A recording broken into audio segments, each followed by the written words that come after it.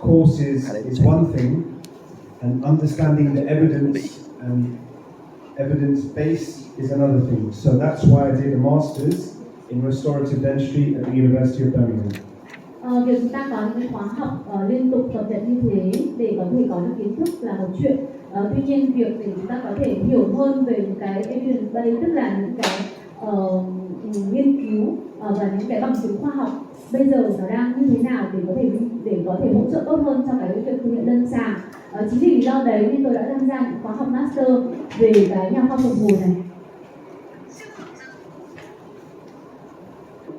But our job is to help our patients, whether it is caries, whether it is gum disease, whether it is tooth wear.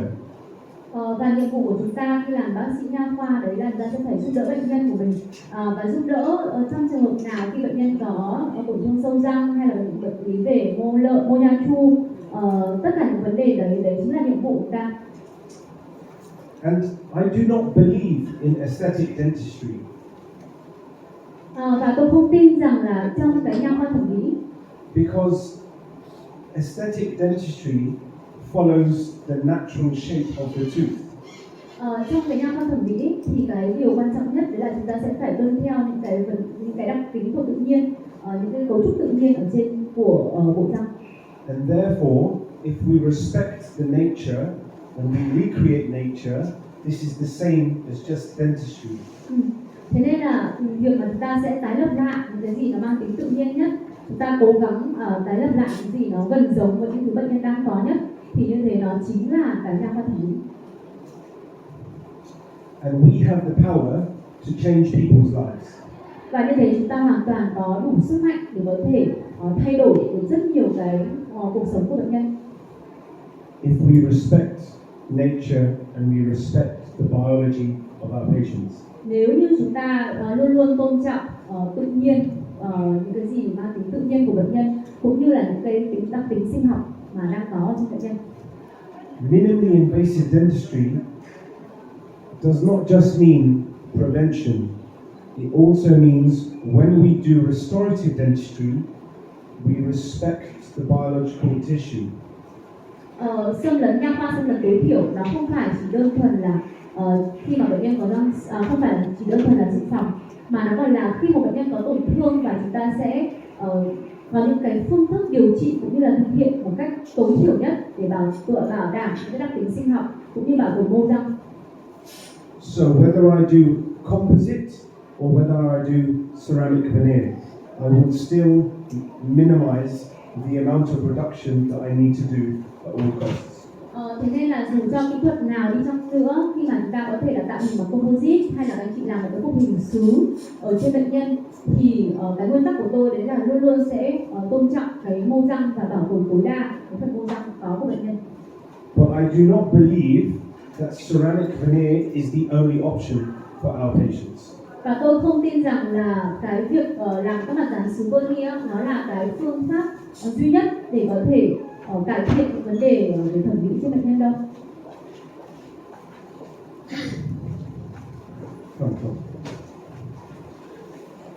So in the UK, we have many awards, we have many publications, and I'm very fortunate that I have traveled the world to give many lectures. Ở Anh chúng tôi có rất là nhiều các cái cuộc thi cũng như là những cái giải thưởng, và tôi cũng rất là may mắn vì có cơ hội để được đi khắp mọi nơi trên thế giới và tham gia rất là nhiều các cái hội thảo cũng như là những cuộc thi đó. And also, it is nice that we have magazine with my face. Và cũng rất là may mắn khi mà tôi có thể được có mặt ở trên rất là nhiều các tạp chí rất là nổi tiếng như thế này. But I believe these opportunities only come because of the consistent drive to push our standards, to give the best to our patients. Tuy nhiên thì tôi tin rằng là cái mà để có thể làm nên thành công cũng như là cái sự nổi tiếng hay là những cái thành công như thế này thì nó đến từ chính bản thân chúng ta. Nếu mà chúng ta phải có hiểu về cái vấn đề đó và ta luôn cố gắng làm những điều tốt nhất cho bệnh nhân của mình. and I am honored that this has been recognized by the industry. Và chắc chắn là đấy là những thứ mà tôi luôn luôn mong muốn để có thể thực hiện được. So, enough about me. We're here to talk about Icon. Như vậy thì đấy là một vài cái nét về bản thân tôi. Bây giờ tôi sẽ nói tiếp đến cái phần nội dung chính, đấy là về Icon. But before we do that, isolation is absolutely critical to your outcomes in adhesive dentistry. Trước khi chúng ta tiến hành làm thực hiện cái kỹ thuật xâm lấn trong nhập liệu này thì một cái vấn đề mà chúng ta cần phải quan tâm đấy chính là cách ly. Cách ly là một trong những cái bước tối quan trọng, rất là quan trọng. And there is lots of evidence to prove the use of rubber dam in improving outcomes. Và có rất là nhiều các bằng chứng khoa học đã chứng minh rằng cái việc là đảm bảo được cái cách ly này nó sẽ cải thiện rất nhiều với cái kết quả đạt được sau đó. But it was Casijera and colleagues in 2014 that said that you don't get a statistically significant improvement dependent on the type of isolation that you use. Một cái nghiên cứu vào năm 2014 của Casijera và cộng sự thì trong báo cáo này thì ông ấy đã nói rằng là không có một cái sự khác nhau có nghĩa thống kê về cái tuổi thọ của điều trị mà nó liên quan đến cái loại cách ly, cái kỹ thuật cách ly mà chúng ta làm. And this was further supported by a Cochrane review in 2012 by Wang and colleagues that found no clear improvement of outcomes with rubber dam versus cotton wool. Và cái điều này thì được củng cố thêm bằng một cái bài review của cái tác giả Wang vào năm 2012 ở trên Cochrane, nói rằng là cũng không có một cái sự cải thiện cách rõ rệt nếu giữa cái việc là chúng ta cách ly bằng rubber dam và với cả bông gòn thì nó có sự khác biệt một cách rõ rệt trong cái vấn đề cách ly. So why do we all use rubber dam? Vậy thì tại sao chúng ta lại phải sử dụng rubber dam để làm gì? It's a guaranteed protection for the soft tissue. Cái đầu tiên đấy là nó sẽ đảm bảo cho cái việc bảo tồn cái mô nha chu ở xung quanh. It makes a clear operating field. Nó cũng sẽ giúp, thứ hai nữa nó sẽ giúp cho anh chị có một cái trường làm việc rất là rõ ràng và không bị ảnh hưởng bởi các yếu tố như là ở bên ngoài. It minimizes the risk of chemicals being swallowed. Thứ ba là nó sẽ giúp cho việc tất cả những cái hóa chất hay là những cái chất mà anh chị sử dụng trong quá trình điều trị nó không có bị vào trong họng, trong miệng bệnh nhân. And it stops our patient talking. Và thứ tư là bệnh nhân không có nói được, đỡ ý kiến đúng không? So we can just do the dentistry. Thế nên là mình chỉ cần làm cái công việc của mình thôi, không cần biết bệnh nhân miễn ý kiến luôn. I'm joking. It's okay. I like patience, I promise. Chỉ đùa chứ thôi ạ. The LM Art Kit, which is also CDEM as a supplier for, is my customized tools that I use for all composite. Cái bộ kit của LM Art này là một cái bộ kit mà tôi rất là thích dùng và nó là một trong những bộ mà mỗi lần tôi dùng composite chắc chắn là đấy sẽ là lựa chọn đầu tiên của tôi vì thực sự là nó rất là hiệu quả.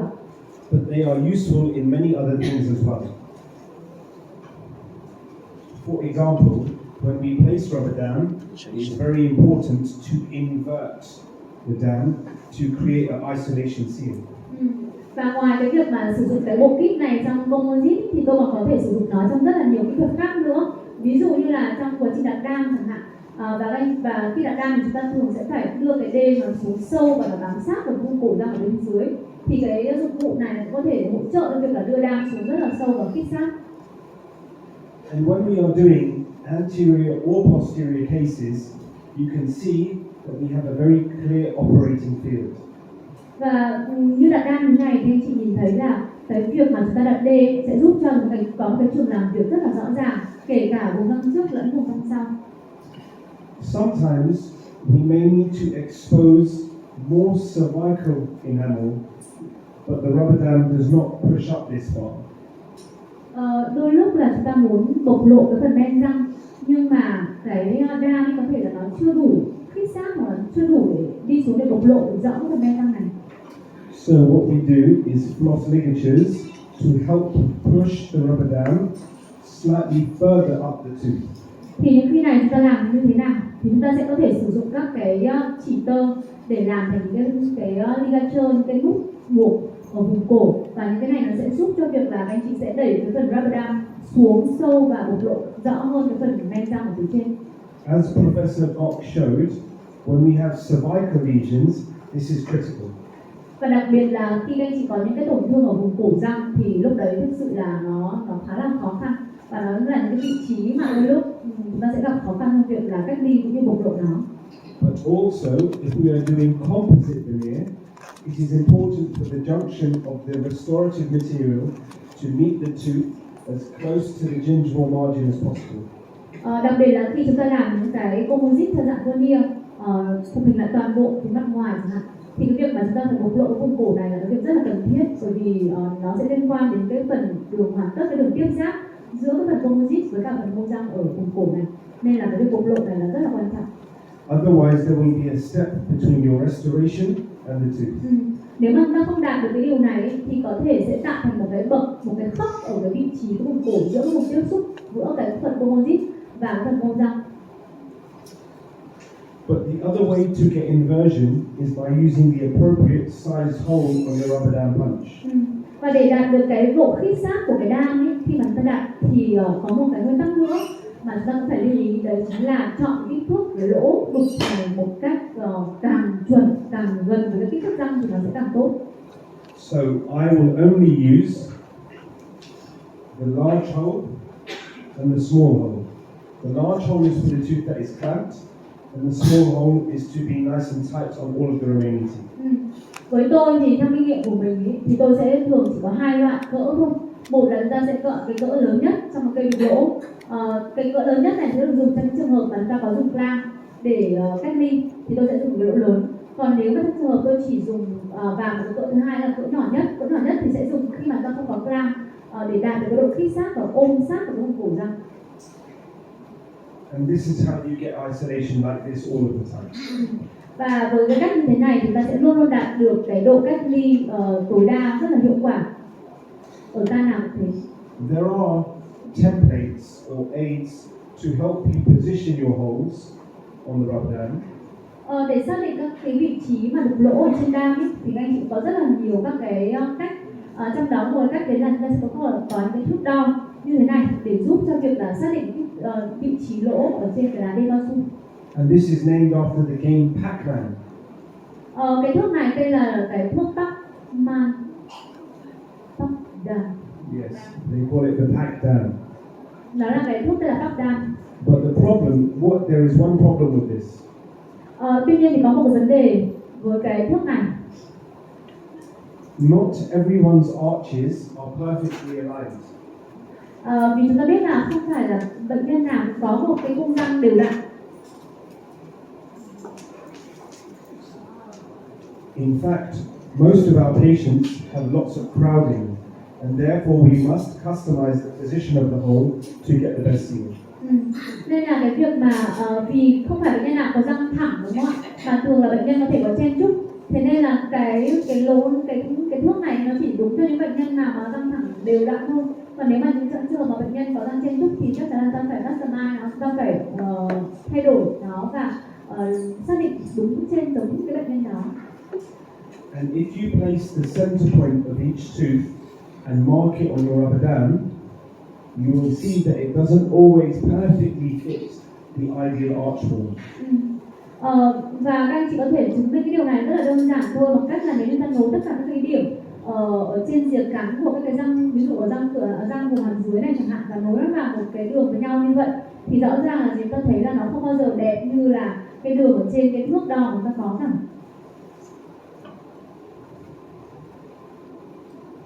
So, just to show you a few composite cases.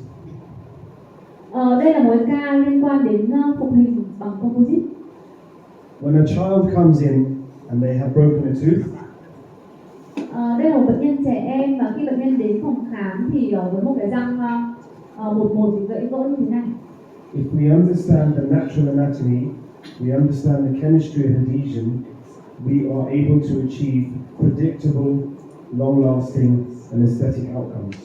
Và nếu như bệnh nhân bị gầy gôn như thế này và chúng ta quay lại cái nguyên tắc của mình, đấy là tôn trọng tự nhiên, chúng ta bảo tồn toàn bộ tất cả các đặc tính sinh học cũng như là cái đặc tính vật lý của cái răng này, sinh lý của cái răng này, thì hoàn toàn chúng ta có thể phục hình lại cái răng với như bình thường với một cái độ bền rất là lâu.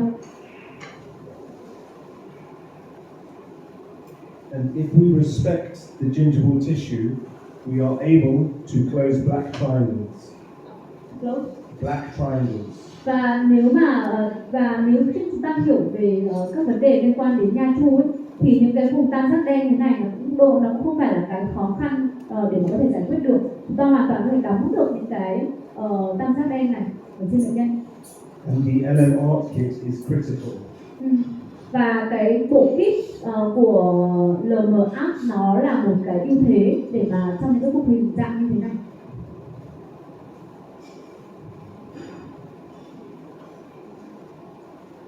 And many people in these cases will do ceramic veneer, and this for me is incorrect. Rất là nhiều bác sĩ sẽ điều trị những cây này bằng cách là làm veneer. Tuy nhiên thì với tôi nghĩ rằng cách đấy chưa hoàn toàn là chính xác. We must improve our skill so that we are able to blend the materials into the existing tooth structure. Vì với những cái kỹ thuật mà chúng ta có thì cái cách mà chúng ta có thể gọi là đắp thêm vật liệu để tạo hình thêm vào, chúng mình đừng có lấy bớt men răng đi để làm sao để chúng ta có thể giải quyết được vấn đề mà bảo tồn mô răng tối đa cho bệnh nhân. But we are here to talk about resin infiltration. Nhưng cái chủ đề chính của ngày hôm nay thì không phải là cái phần này mà là nói về, chúng ta ngồi đây để nói về xâm nhập nhựa, nói về Icon. As the professor has talked about, there are many options for white discolorations on teeth. Giống như sáng nay thì nó đã nói thì anh chị biết là có rất là nhiều các nguyên nhân có thể gây cái dẫn đến cái việc là thay đổi màu sắc cũng như là có những cái đốm màu ở trên răng. Và chúng ta có rất là nhiều cái phương pháp điều trị khác nhau. But Icon resin infiltration is the least invasive version that we have to give to our patients. Và với cái thang điều trị này thì trong đó cái kỹ thuật xâm nhập nhựa nó là một trong những kỹ thuật mà hoàn toàn không hề xâm lấn thế nào hết cả, mà chúng ta chỉ là tiến hành thẩm thấu nhựa và đưa vật liệu vào bên trong. So Icon, as you already know, is made up of 3 substrates. Như các anh chị biết thì Icon nó là một vật liệu được cấu tạo từ 3 cái thành phần. Icon Etch, which is 15% hydrochloric acid. Trong đó bao gồm một cái tuyết gọi là Icon Etch, nó có thành phần là acid chlorhydric 15%. Icon Dry, which is 99% ethanol. Tuyết thứ hai đấy là tuyết ethanol, hay gọi là Icon Dry, nó có thành phần chủ yếu là ethanol 99%. And the resin infiltrant, which is Tegma resin. Và cái tuyết thứ ba trong cái kit Icon đó đấy chính là cái phần nhựa thẩm thấu, nó có thành phần chính là nhựa Tegma. And this is a pure resin with no filler, so it is not the same as composite. Và sự khác biệt rất lớn của cái nhựa thẩm thấu này đấy là nó không thể có hạt độn, và cái điều này là điều khác biệt rất là lớn với những cái nhựa composite mà chúng ta đang có. Therefore, your curing protocol is different for resin infiltration for Icon. Chính vì những đặc điểm đó nên là cái quy trình mà anh chị chiếu đèn là trùng hợp nó sẽ khác so với cả cái quy trình chiếu đèn ở trên khi sử dụng composite.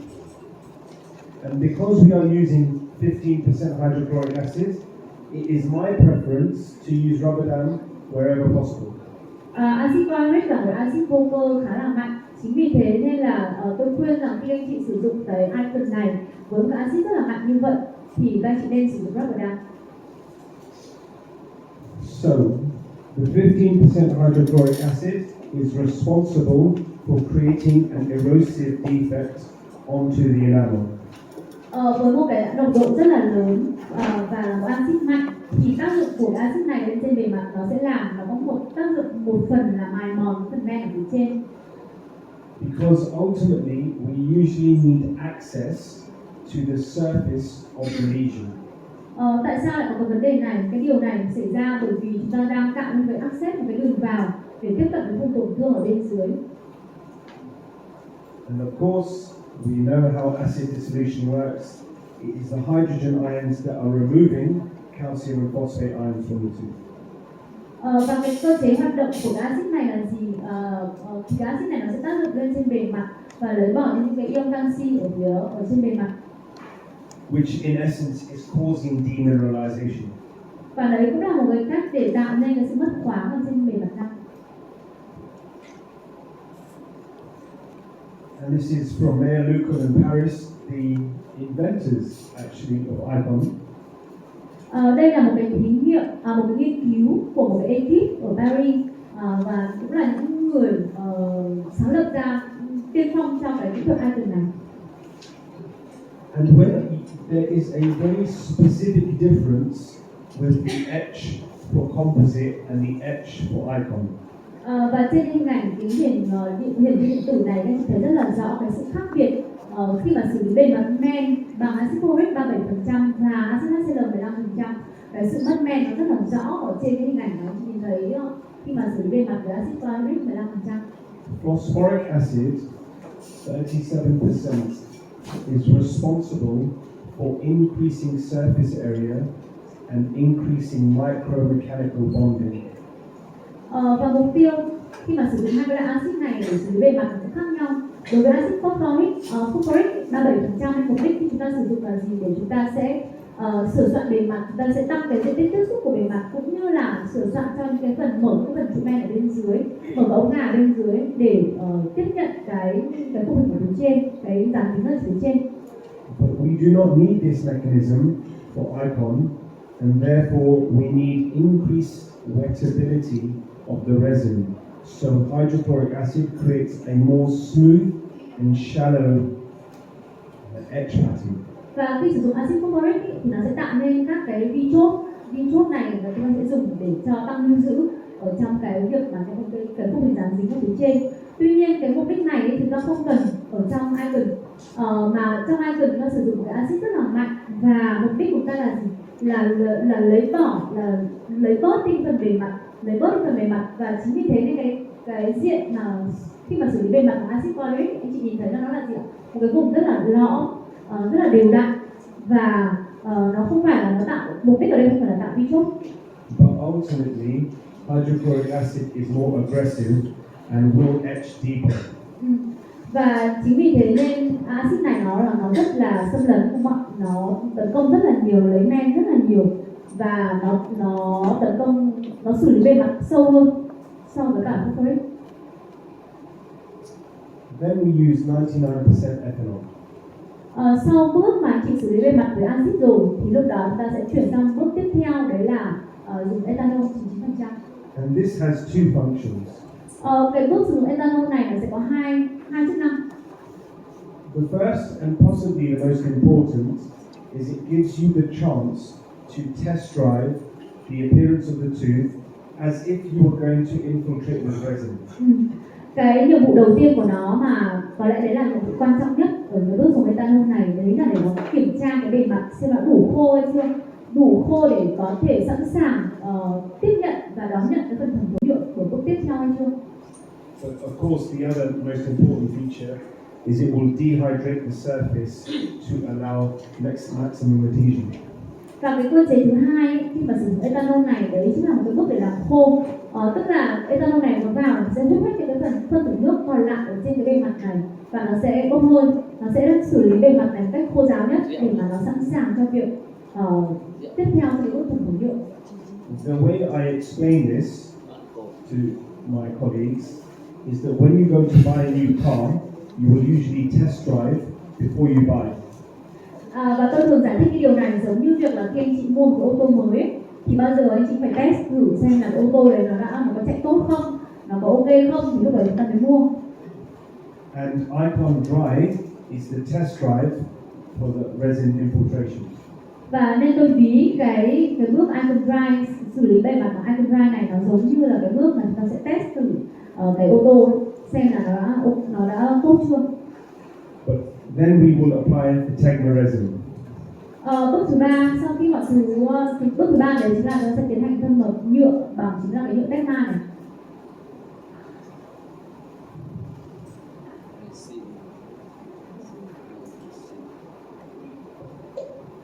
There is a principle known as the Washburn equation, and it's ultimately a physical principle that explains capillary flow through porous materials.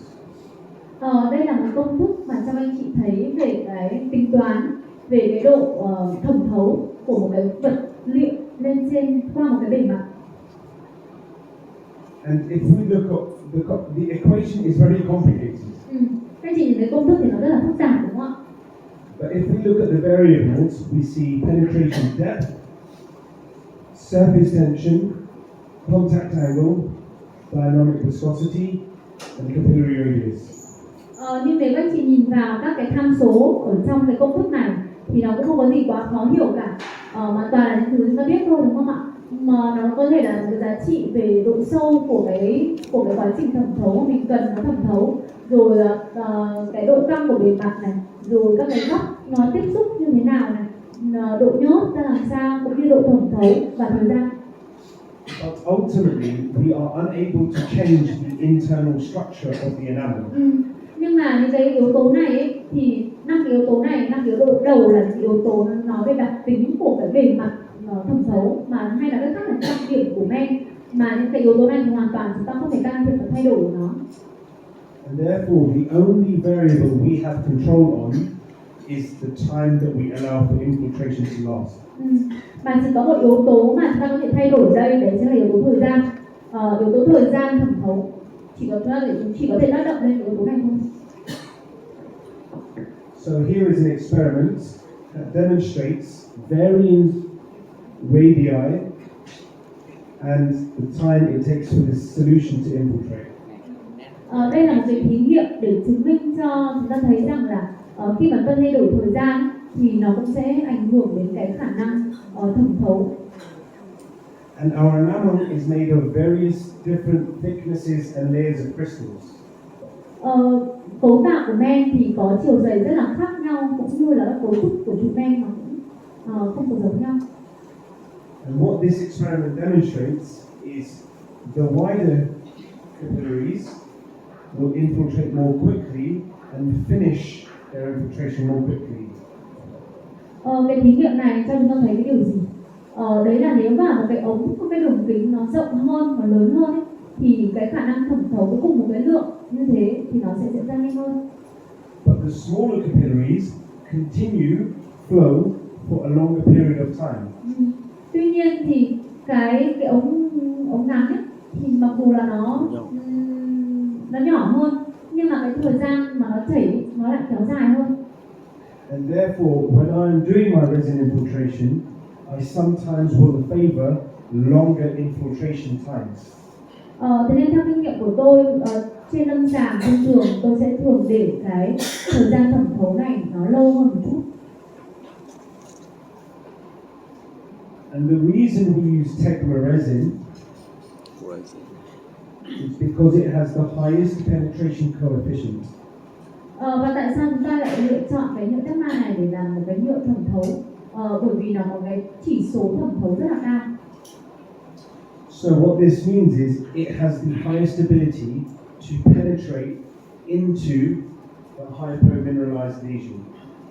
Điều đấy có nghĩa là gì? Tức là cái chất này có khả năng thẩm thấu và đi sâu rất là tốt ở trên những cái bề mặt mà nó được khoáng hóa rất là nhiều, như là men răng, như là cấu trúc men răng của mình. So how does it work? Như vậy thì cơ chế hoạt động của nó như thế nào? When there is a lesion on the surface of the enamel, the light that enters the lesion does not follow the normal transmission and reflection of light. Cơ chế khi mà anh chị nhìn thấy những cái phần đốm trắng hay những phần đốm màu ấy, ở trên bề mặt men, nó được giải thích theo cơ chế dẫn chuyển ánh sáng. Tức là thông thường viên men rất là trong và ánh sáng truyền đến và nó sẽ được truyền thẳng qua phần men khỏe mạnh đó và phản xạ lại ánh sáng là chính là cái phần mắt chúng ta nhìn thấy. And because there is a difference between the two areas, the lesion becomes visible. Và khi này ạ, với những cái đốm trắng ấy, thì cái chỉ số khúc xạ ánh sáng ở những cái phần đốm màu mà mình có trên những cái tổn thương ở trên bề mặt, chỉ số khúc xạ nó hoàn toàn khác với cả những cái chỉ số khúc xạ của men răng khỏe mạnh. Chính vì thế khiến cho cái phần đốm màu này của anh chị nó sẽ trở thành có màu và chúng ta sẽ nhìn thấy nó. And this is most well described by the experiment I'm going to show.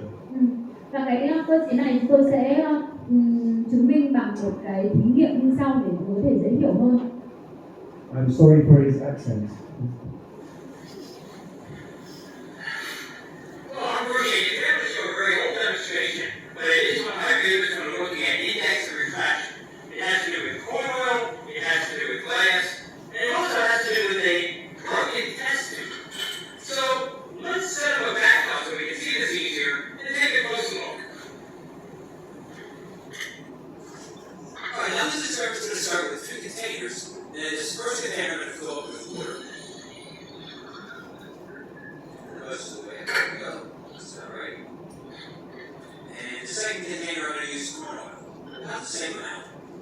Đây là một cái thí nghiệm mà trong đấy họ sẽ sử dụng hai cái cốc như thế này, và trong hai cốc thì anh chị sẽ thấy là một cốc họ sẽ đổ nước và một cốc thì họ sẽ đổ dầu. Sau đó họ sẽ cho cái ống vào bên trong.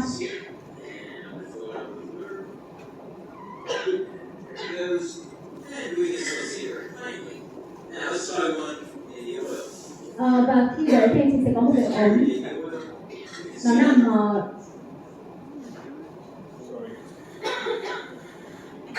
nó được làm toàn bộ ở trong một cái ống nước.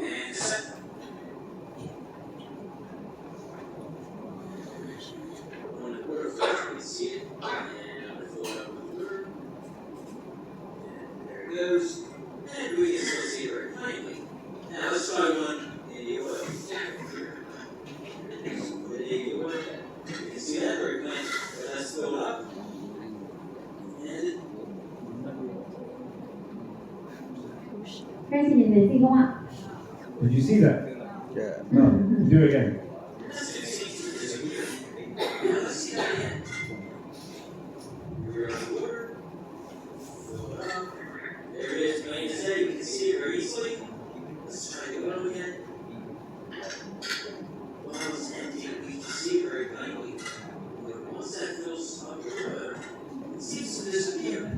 It's like magic. Yes. Magic.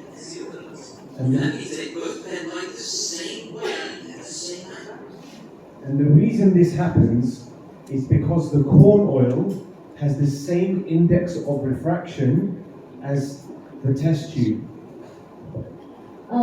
Cái điều gì đã xảy ra khi mà anh chị nhìn thấy đặt ra đúng hai cái ống nghiệm vào bên trong hai cái cốc, một cái cốc đựng nước và một cái cốc đựng dầu, đúng không ạ? Và trong cái cốc đựng dầu gần như anh chị thấy là ống nghiệm nó biến mất luôn. Vậy thì điều gì đã xảy ra và giải thích cho hiện tượng này như thế nào? Đấy chính là do cái chỉ số khúc xạ của cái phần ống bình dầu ở trong ống nghiệm cũng như là trong cái ống nghiệm, cái chỉ số khúc xạ nó được như nhau, nó tương đương như nhau và khiến cho chúng ta không còn nhìn thấy ống nữa. An index of refraction basically means that it bends the light in the same angle. Chỉ số khúc xạ nghĩa là gì? Chúng ta sẽ, tức là chúng ta sẽ định hướng cái ánh sáng, cái hướng chuyển của ánh sáng ấy, cùng với một cái góc độ như nhau. So how is this relevant to Icon? Và chúng ta sẽ áp dụng cái nguyên lý này như thế nào khi mà anh chị xử lý bằng sử dụng Icon? The refractive index of enamel is 1.65.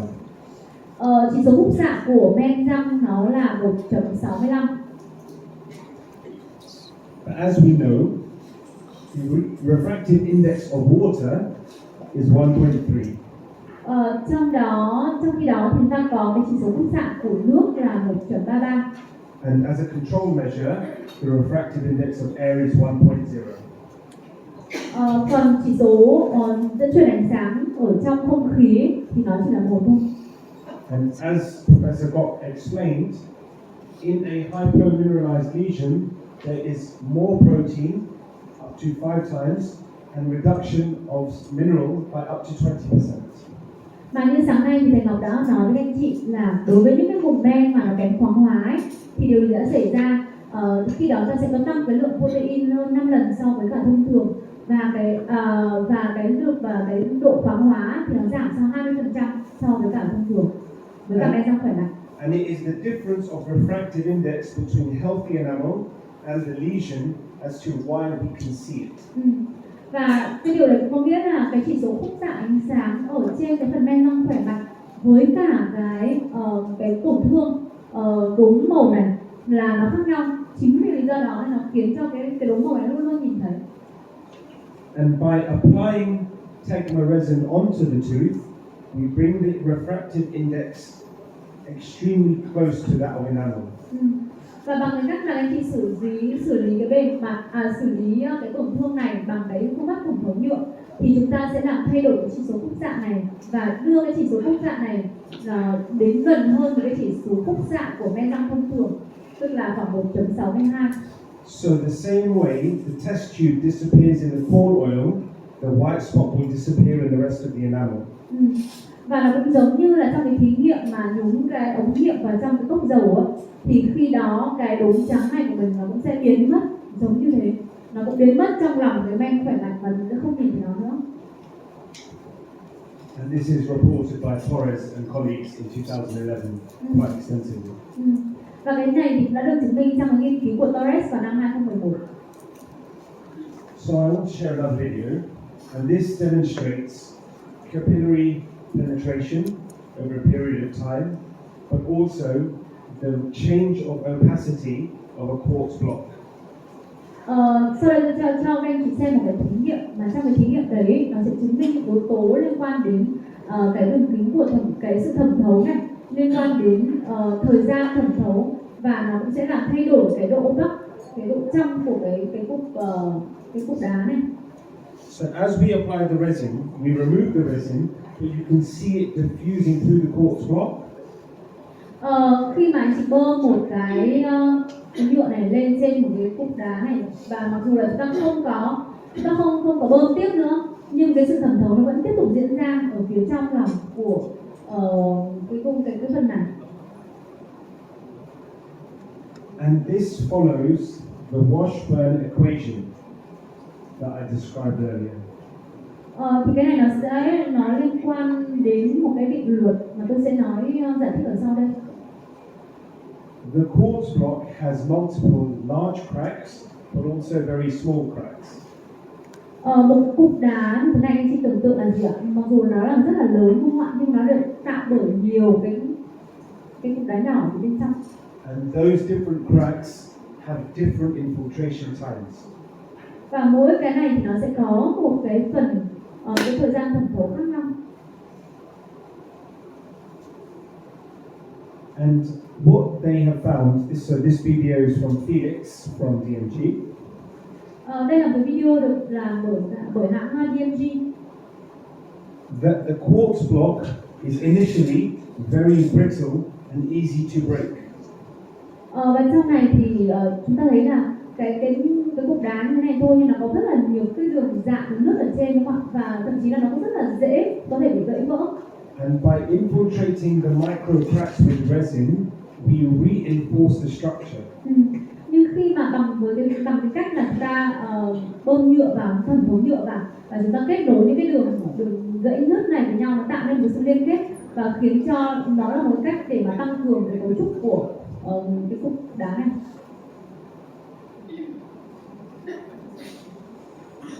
This is a quartz block, so in the break, maybe we can try.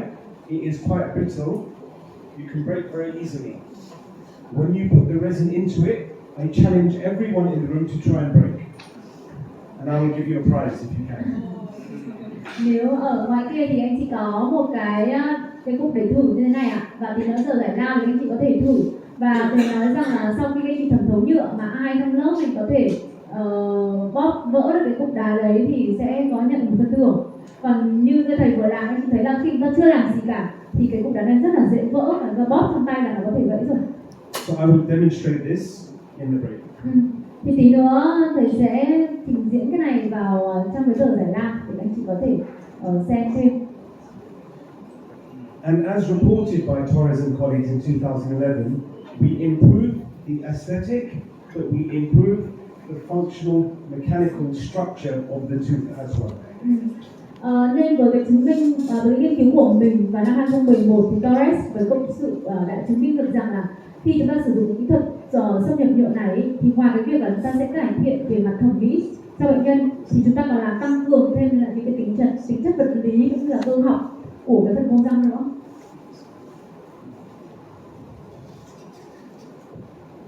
Now, one rule that I have in the UK is if I am trying to blend a white spot, I would like the tooth to be as white as possible to start with.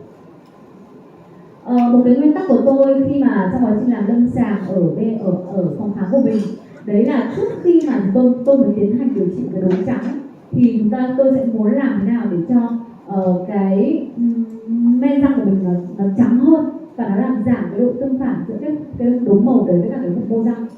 But I understand there are different rules in different countries, and also it is not necessarily possible to do this on pediatric patients. Và tôi cũng biết là với cái việc mà làm trắng răng thế này ấy, thì mỗi nước sẽ có một cái nguyên tắc khác nhau, một quy định khác nhau và một số nước thì cái việc tẩy trắng này nó sẽ không được diễn ra ở trên các bệnh nhân trẻ em. But as a small tip, when you whiten teeth and the teeth have white spots on them, the white spots will become more white to start with, so they stand out more at the beginning. Tuy nhiên thì các anh chị hiểu rằng cái việc mà ta làm trắng răng ở trước khi ta tiến hành xâm nhập nhựa, điều có nghĩa là ta tẩy trắng thì cái phần đốm trắng đấy nó cũng sẽ trắng hơn lên và như thế thì bệnh nhân có thể sẽ nhìn thấy cái đốm trắng đấy nó thậm chí là nó còn rõ hơn. And therefore, you must tell the patient this before they start, otherwise they will see the white spot get more obvious and stop treatment. Nên trước khi mà tẩy trắng ấy, chúng ta sẽ phải giải thích rõ với bệnh nhân về cái vấn đề này để bệnh nhân đừng có lo lắng khi mà nhìn thấy sau khi tẩy trắng xong mà nhìn thấy cái đốm trắng này nó rõ hơn nữa. Thực sự là nhưng mà nó sẽ không là cái điều nó không có vấn đề gì cả.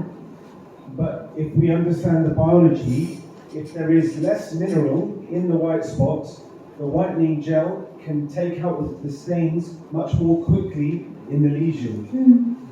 Nhưng nếu mà về cơ chế sinh học ấy, thì chúng ta biết là cái thành phần khoáng thì nó giảm đi.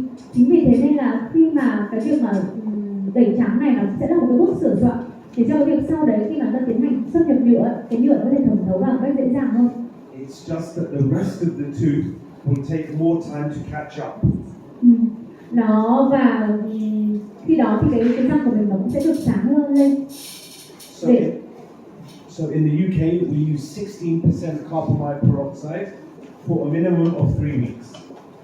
Nên trước khi mà tiến hành cái này thì thông thường tôi sẽ cho bệnh nhân tẩy trắng bằng peroxide carbamide 16% trong vòng 3 tuần. If you explain this before to the patient, they will understand. If you explain afterwards, it is an excuse.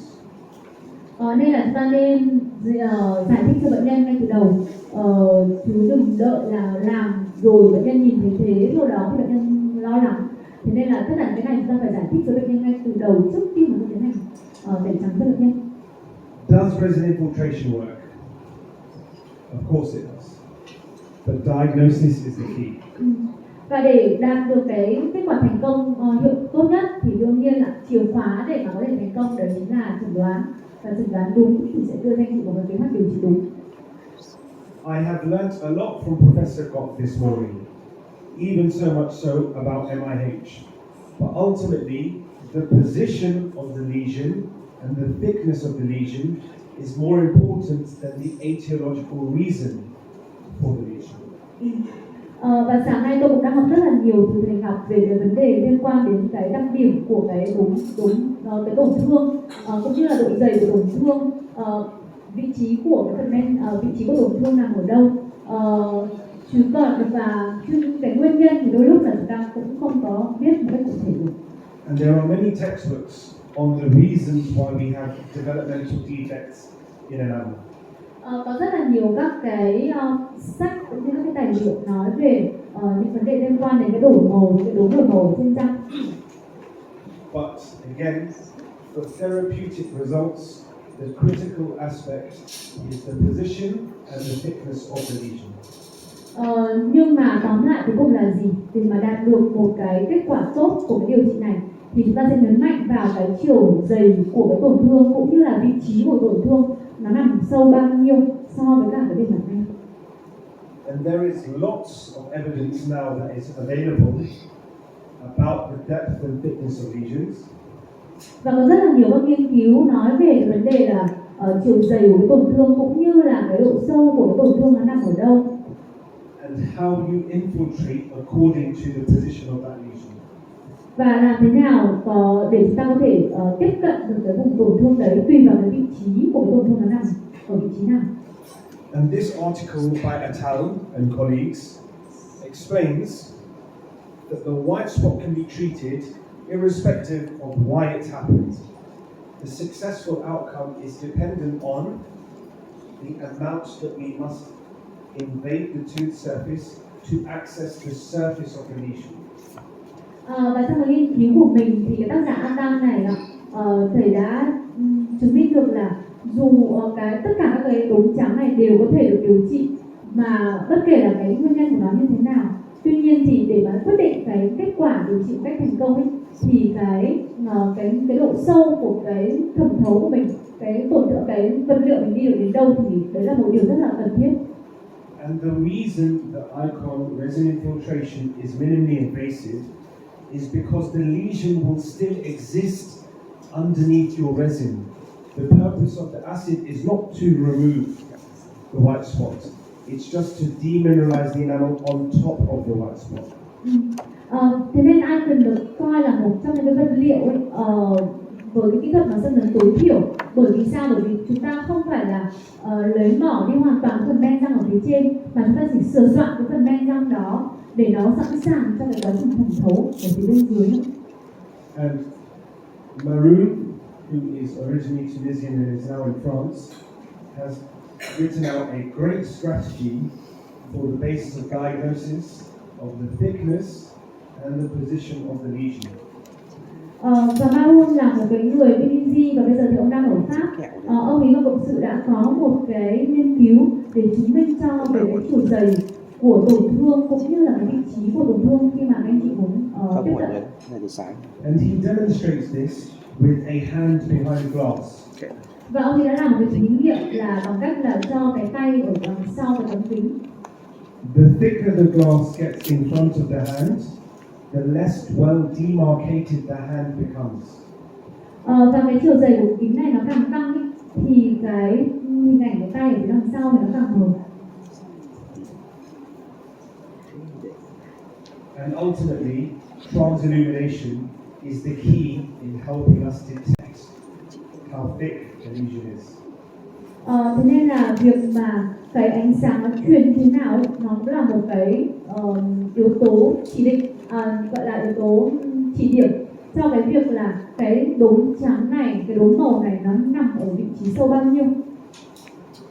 And ultimately, he discusses the lesion's edges, as in how well defined the edges of the white spot are.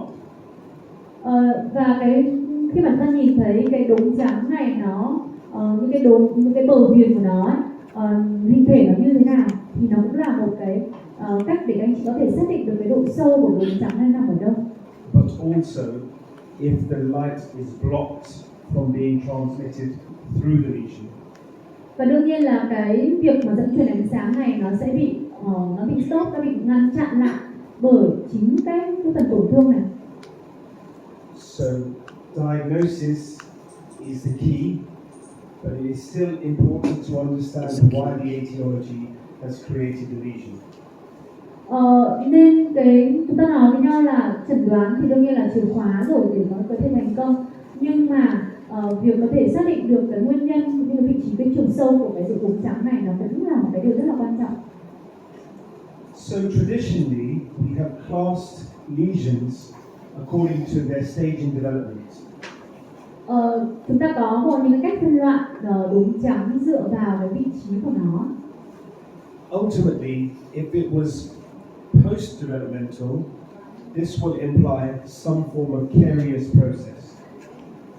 Và nó dựa vào trong cái quá trình phát triển của cái răng ấy, thì người ta sẽ chia ra làm là sau khi mà phát triển và trong quá trình phát triển thì nếu mà khi mà sinh ra mà bệnh nhân đã có những cái tổn thương trên như thế này rồi thì thường nó có thể do những cái yếu tố ngoại lai ví dụ là gây ra ví dụ như những tổn thương sâu răng ở trên bề mặt. And ultimately, these are the easiest lesions to treat. Và đương nhiên với những cái tổn thương này thì nó rất là dễ để điều trị bởi vì nó nằm rất là nông thôi. As they develop from the outside of the tooth, progressing into the tooth.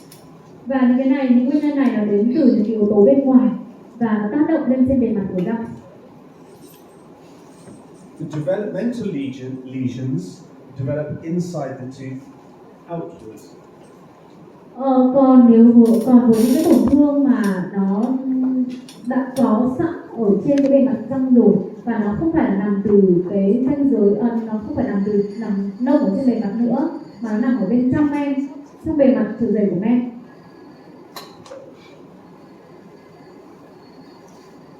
And MIH is an example of the deep lesion as it starts at the ADJ. Và mới H là một cái bệnh lý để lấy một cái ví dụ rất là điển hình cho một cái tổn thương nằm sâu ở bên trong lòng của men răng vì thường nó sẽ bắt đầu từ ranh giới men hàm đi ra từ bên ngoài.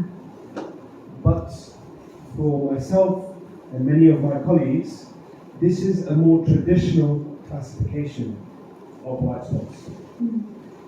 Nhưng mà với tôi thì đây là một trong những cái phân loại cũng như là các đồng nghiệp của tôi cũng đang hay sử dụng đối với các cái tổn thương đốm trắng ở trên răng.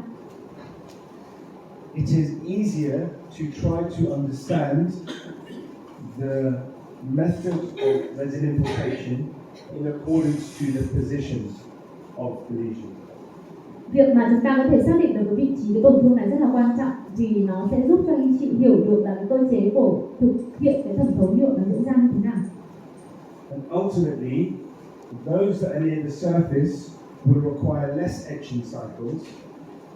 Và đương nhiên một cách logic là gì? Khi mà chúng ta thấy rằng những cái tổn thương nó nằm nông thế này ấy, thì những cái quy trình mà anh chị xử lý bề mặt bằng men răng bằng axit thì chắc chắn là gì? Nó không cần nhiều nữa rồi bởi vì nó nằm rất là nông thôi. And the mixed and deep lesions will probably require additional measures. Còn đối với những cái thể lai, cái thể hỗn hợp nằm ở giữa, nằm ở sâu hơn, nằm ở trong men răng hoặc là xuất phát gần với đường răng giới men ngà thì đương nhiên khi này ta sẽ phải có những cái cách để tiếp cận với tổn thương khó khăn hơn bởi vì các anh chị thấy là nó bao phủ bởi một lớp men khỏe mạnh ở phía bên trên. But I really like what Professor Gok said about MIH and sensitivity. Nhưng tôi rất là ấn tượng cũng rất là thích về cái quan điểm, một cái quan điểm nữa mà sáng nay thầy Ngọc nói, đấy chính là sự mối liên quan giữa cái bệnh lý MIH và cái sự nhạy cảm. Because if the lesion is deep and there is sensitivity during cleaning, that area is at much more risk of caries progression and pulp involvement. Bởi vì nếu như trong trường hợp mà cái tổn thương này nó lớn, nó nằm sâu và nó gây ra những cái vấn đề liên quan đến nhạy cảm răng và cũng điều đấy cũng có nghĩa là nó có nguy cơ nhiều hơn với các cái tổn thương sâu răng ở bên ngoài. So therefore, it is not an appropriate strategy for management to just monitor, as we are leaving the risk on the patient. Và như thế thì tôi thấy là bệnh nhân như vậy nếu như chúng ta làm thì bệnh nhân có rất là nhiều nguy cơ và cái việc của ta là phải giải quyết những yếu tố nguy cơ để cho bệnh nhân nữa. So another video to explain how to diagnose the depth and the thickness of white spot lesions. Sau đây sẽ là một cái video để chứng minh cho mọi người về cái cách để có thể chẩn đoán được cái chiều sâu của cái tổn thương. Microabrasion is a procedure that can produce immediate and long-lasting improvements in the appearance for patients with enamel discolorations. Perhaps the most crucial factor in achieving the successful outcome of microabrasion is proper case selection.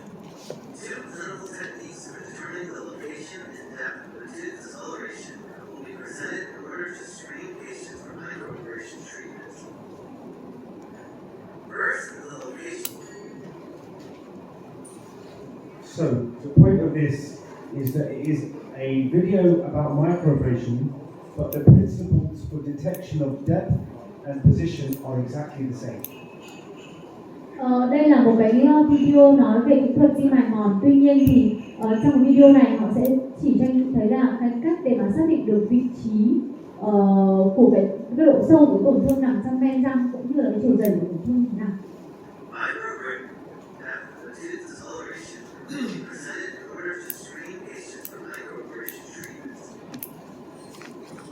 First, the location of the discoloration within the tooth must be determined.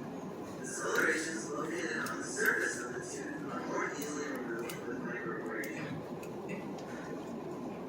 Discolorations that are on the surface of the tooth will typically appear opaque with defined borders. Discolorations deeper within the tooth will appear murky with poorly defined borders. If the tooth is viewed from its side, surface lesions will show a sharp, opaque edge, whereas deeper lesions will show a translucent, murky edge. So ultimately, if it is at the surface, the border of the lesion is well defined. Ở đây chúng ta sẽ nhìn thấy trên hình ảnh là hai cái vị trí tổn thương, một tổn thương ở phía bề mặt là bên tay phải và một tổn thương sâu là bên tay một tổn thương bề mặt là bên tay trái và tổn thương sâu là bên tay phải. Và các anh chị sẽ thấy rằng là khi một tổn thương nằm ở nông ấy, thì cái đường bờ viền của nó sẽ rất là rõ ràng. But if it is behind more enamel, it is like being behind more frosted glass, and therefore the lesion becomes less defined. Còn nếu mà cái tổn thương này nằm sâu hơn thì vô hình chung là kiểu nó giống như là cái tay nó nằm sau cái tấm kính ấy, cái tấm kính nó rất là dày, thì như thế cái đường bờ viền lúc này nó sẽ không còn rõ ràng được như là cái tổn thương nằm đông nữa. Nên các chị sẽ nhìn thấy là cái đường bờ viền ở trên những tổn thương sâu nó khá là mờ nhạt.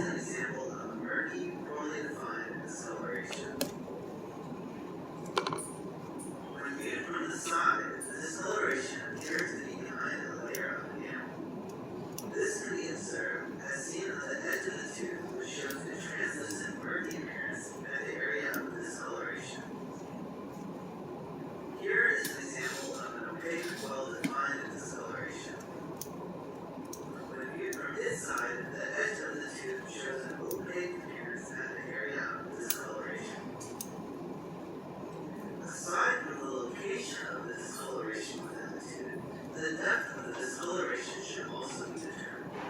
A deeper lesion will be more difficult to remove as microabrasion removes 25 to 100 microns of enamel. If an LED curing light is directed through the lingual of the tooth, a shallow discoloration will allow sunlight to transmit through the tooth. A thinner discoloration will block light and appear as a well-defined dark area following translumination. So this is an example of a thick lesion because when transilluminated, the light is blocked from coming through the lesion. Thì cái đầu tiên đấy là chúng ta đã có được một cách để xác định cái vị trí của tổn thương rồi, đúng không ạ? Cái tổn thương nằm nông hay nằm sâu nó chúng ta phải xác định dựa vào vị trí bờ viền. Và bây giờ muốn làm thế nào để xác định được chiều dày của cái đốm trắng này? Thì nếu như chúng ta đã nói từ nãy là cái sự dẫn truyền ánh sáng nó sẽ bị block lại, nó sẽ bị chặn lại bởi cái khối này. Vậy thì khi mà cái khối nằm sâu như thế này thì cái việc mà dẫn truyền ánh sáng ấy, cái khối nó càng dày thì đương nhiên là cái độ đậm cũng như là cái độ phản quang của nó sẽ nhiều hơn.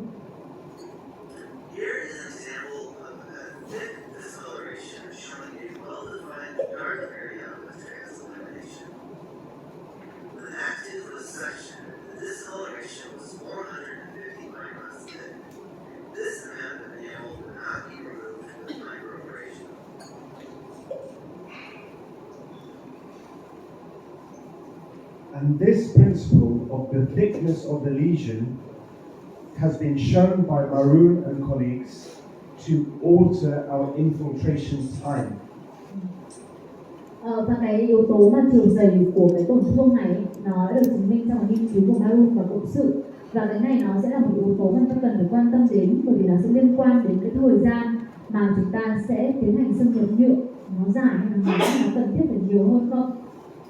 So if we transilluminate from the palatal and the lesion, the light is being blocked, I will consider and longer infiltration time over the 3 minutes that they traditionally explain on the instructions.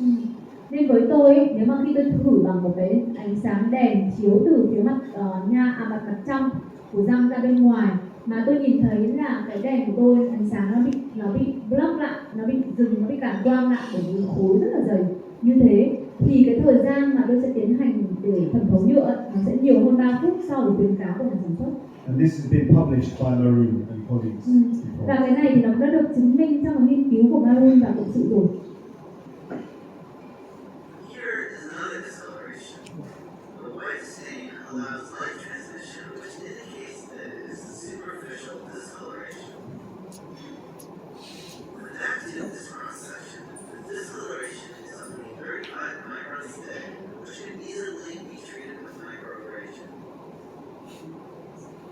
So when light is transmitted through the lesion, the thickness is less, and therefore the amount of infiltration time is less. Còn nếu mà khi tôi thử test bằng cái đèn mà tôi thấy là khi qua cái đốm trắng đấy mà tôi chiếu nhưng mà vẫn thấy cái ánh sáng vẫn truyền qua được, nó không bị cản quang, nó không bị block lại, thì điều đấy có nghĩa là cái chiều dày của cái tổn thương đó nó mỏng thôi, và điều đấy có nghĩa là cái thời gian mà tôi phải trùng hợp ấy nó cũng ít đi. So the two main diagnostic factors is the position in relation to the surface enamel. Như vậy thì có hai cái yếu tố mà chúng ta cần phải chú ý ở đây. Một đấy là cái chiều sâu của tổn thương, cái vị trí của tổn thương nó nằm ở đâu so với cả cái bề mặt men. And the apparent thickness of the lesion. Và cái yếu tố thứ hai đấy là chiều dày của tổn thương. Tổn thương này nó nằm đâu hay sâu, và nó dày hay là nó mỏng. And transillumination is critical because most people would assume that this lesion would be easier to treat than this lesion. Và có rất là nhiều và cái việc mà xác định cái chiều dày của tổn thương này bằng cái chuyển ánh sáng này thì nó còn đang rất là nhiều tranh cãi. Bởi vì sao? Bởi vì có rất là nhiều bác sĩ thì nhiều nhà nghiên cứu họ cho rằng là với cái đốm màu mà nằm sâu như này, với chiều dày như này thì thậm chí nó còn dễ điều trị hơn là những cái đốm nằm đông, nằm mỏng cơ, những đốm nó bớt dày hơn. But also, a thicker lesion is likely to leave more of a concavity, and therefore may need supplemental composite on top of the infiltration.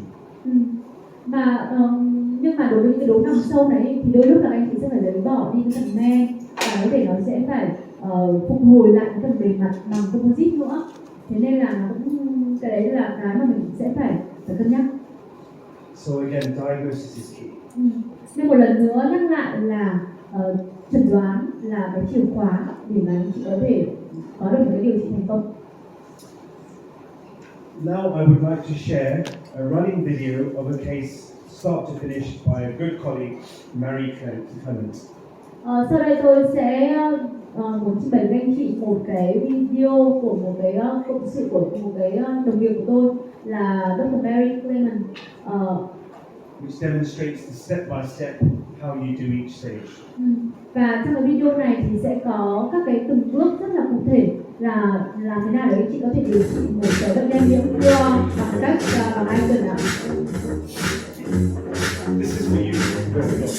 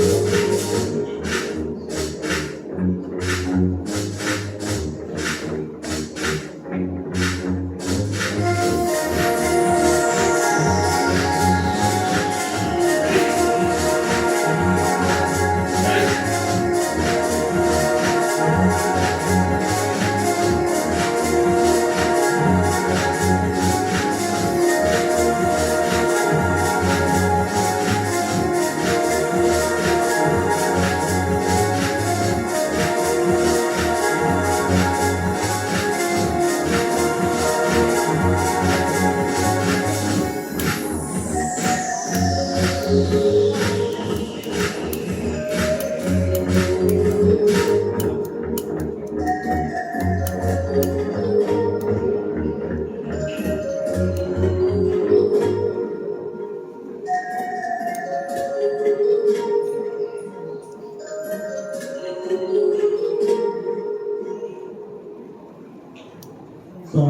know Dr. Gok loves videos and music, so I put this one in for him. But I think Mary Clement really did a fantastic job of just simplifying this process. The only thing that I do differently really is I do not insert separators. I prefer to floss in between the contacts because sometimes you will get excess resin stuck to the separator. Tôi nghĩ rằng đây là một video của một cái đồng nghiệp của tôi là bà Dr. Mary Clement ấy, đã rất là tốt. Tuy nhiên thì có một cái điều mà tôi nghĩ là tôi sẽ làm khác với cả cái một chút, đấy là tôi sẽ không đặt các cái separator, cách khe, cái tách khe, những cái cách ly như thế, bởi vì là đôi lúc cái cách ly đấy nó sẽ làm cho nó có một cái phần gờ ở giữa phần nhựa, nó sẽ làm thẩm thấu với cả cái cách ly đấy. Thế nên là magic nếu mà ra cái kiểu đấy là magic ấy, thì các anh chị có thể tôi sẽ thường dùng là bằng chỉ tơ hơn để mà lấy và để làm cách ly giữa các cái răng này. So I think we all understand how it works. We all understand why it works, and we understand the importance of diagnosing the lesion. Như vậy thì anh chị đã biết được cái nguyên tắc là nó sẽ hoạt động như thế nào, làm thế nào để nó có thể thành công được, cũng như là đạt được một kết quả tốt để khi mà anh chị làm kỹ thuật thẩm thấu nhựa này rồi. So what I would like to do now is run through a few cases, and we will have a short break, and then we will go through some more advanced cases. Thế nên là bây giờ tôi sẽ trình bày bằng tôi sẽ trình bày một số ca lâm sàng, sau đó chúng ta sẽ nghỉ giải lao và chúng ta sẽ tiến hành làm trên thực tế trên bệnh nhân. So my first patient. Đây là bệnh nhân thứ nhất. When I ask her to smile, this is how she smiles. Đây là cách mà khi mà tôi nói bệnh nhân là cười đi, thì đây là cách mà tôi cười, rất là chín chín, đúng không ạ? And this is what happens all the time when they have something that they are conscious or that bothers their mind state. They always cover their teeth when they smile. Và đây là một cái điều rất là dễ hiểu thôi, rồi đối với những bệnh nhân mà họ có những cái tổn thương ở vùng răng cửa, hoặc là họ cảm thấy không có tự tin với nụ cười của mình, nên là thường họ sẽ cười, nó sẽ không dám cười lớn, là thường sẽ là chỉ có chín chín như thế này thôi. And the point is, her white spots are not covering all of the tooth, but they are relatively prominent and well demarcated. Vậy thì các cái đốm trắng này điều gì nó xảy ra? Tôi có những cái đốm trắng ở vùng răng cửa, tuy nhiên nó không phải ở trên tất cả các răng, nhưng mà nó lại rất là rõ, nó rất là đập vào mắt người đối diện, nên là tạo cho cảm giác cho bệnh nhân là không có tự tin lắm. And this patient is female and she is 30 years old. Và đây lại là một bệnh nhân nữ rất là trẻ, cô chỉ khoảng 30 tuổi thôi. And my first part of the treatment plan is to whiten the teeth. Và giống như mọi khi thì cái kế hoạch điều trị của tôi đương nhiên lúc đầu tôi sẽ bắt đầu bằng tẩy trắng răng trước. Her initial response was, I do not need this, I have done whitening a few years ago. Câu trả lời của bệnh nhân thường là bệnh nhân sẽ nói là tôi không có cần trắng răng thêm nữa đâu, tôi đã làm cái này cách đây mấy năm rồi. But what's important to me is to maximize the base shade of the remaining tooth to aid the masking process. Nhưng mà mục tiêu của chúng ta ở đây làm trắng răng không phải là để trắng cái răng lên, đúng không ạ? Mục tiêu của chúng ta là để mask, để gọi là làm trung hòa cũng như làm giảm cái độ tương phản giữa cái phần đốm trắng này với các cái phần mô răng ở xung quanh. But also, she has had reparative composite bonding on her incisal edge.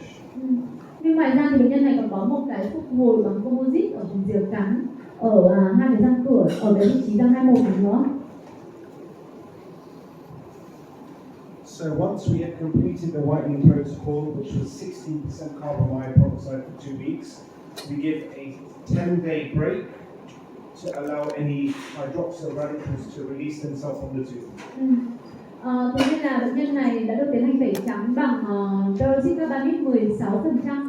Và sau đó thì bệnh nhân sau khi tẩy trắng, bệnh nhân sẽ nghỉ khoảng 10 ngày để 10 ngày để cho tất cả các cái phân tử oxy, các phân tử hydroxy như cái nó sẽ được giải phóng hoàn toàn và ổn định cái màu sắc của bệnh nhân. As this has also been shown to reduce bond strength by up to 20% if the radicals are still inside the tooth. So if you finish whitening and do bonding the same day, you have a reduction in 20% bond strength. Và họ đã chứng minh rằng là nếu mà trong trường chúng ta tẩy trắng xong mà chúng ta lại tiến hành châm lần nhựa ngay cái ngày hôm đó thì nó sẽ làm giảm đến 20% cái khả năng, cái độ vững chắc của một thủy. Thế nên là họ sẽ khuyên rằng là sau khi tẩy trắng chúng ta sẽ để khoảng 10 ngày rồi lúc đó chúng ta mới tiến hành cái châm lần nhựa. So we isolate and we remove the existing composite. Bệnh nhân đã được After whitening and 10 days rest. Đây là cảnh mà sau khi bệnh nhân đã tẩy trắng rồi và bệnh nhân đã nghỉ 10 ngày rồi và bây giờ chúng ta sẽ tiến hành vào cái bước là chúng ta sẽ làm xâm nhập nhựa thì bệnh nhân được đã cách ly và lấy bỏ đi phần composite cũ.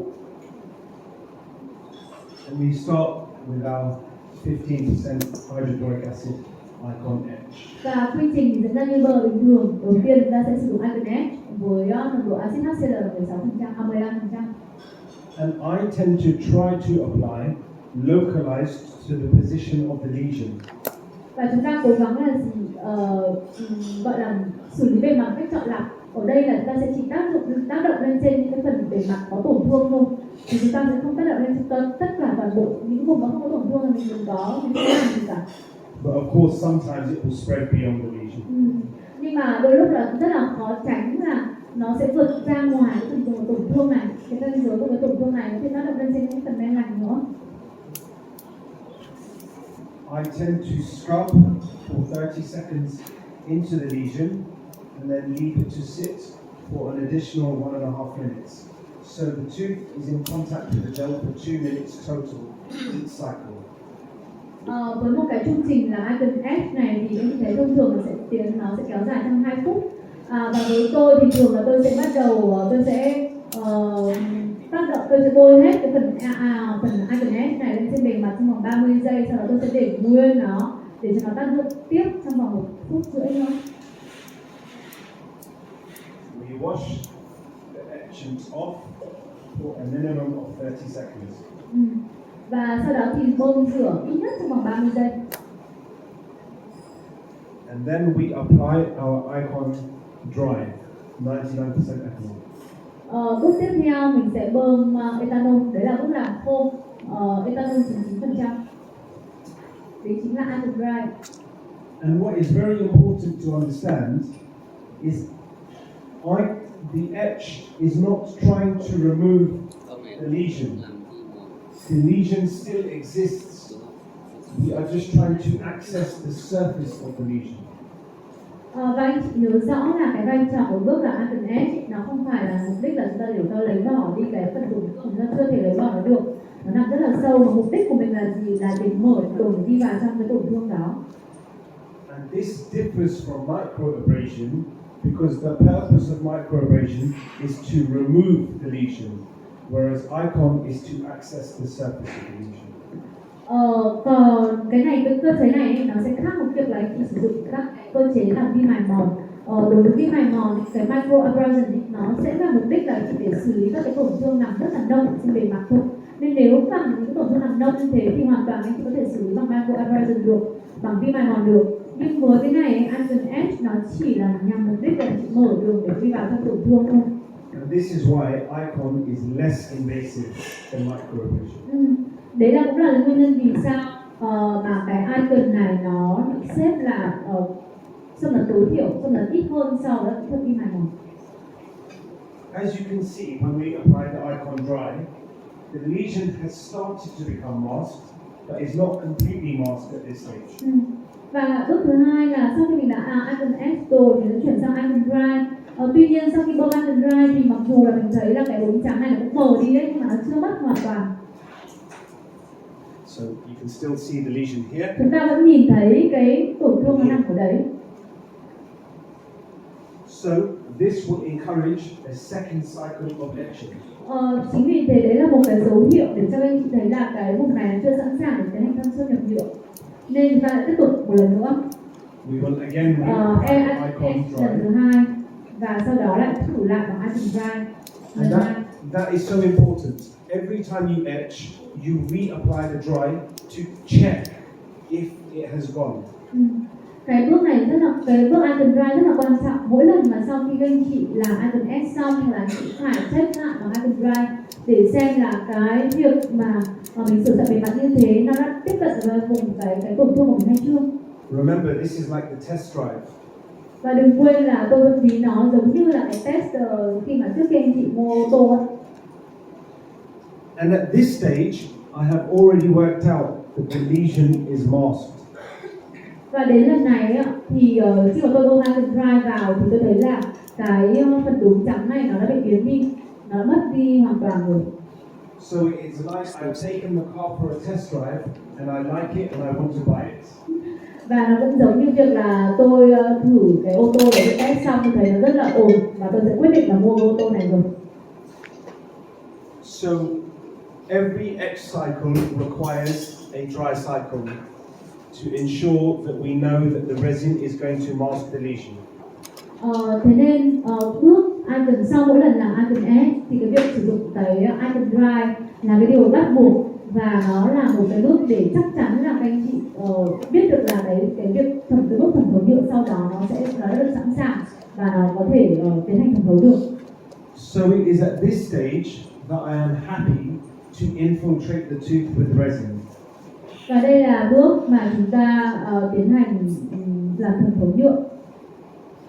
So we will apply the Tegma resin with a scrubbing motion for 1 minute onto the surface of the tooth to aid capillary infiltration into the lesion.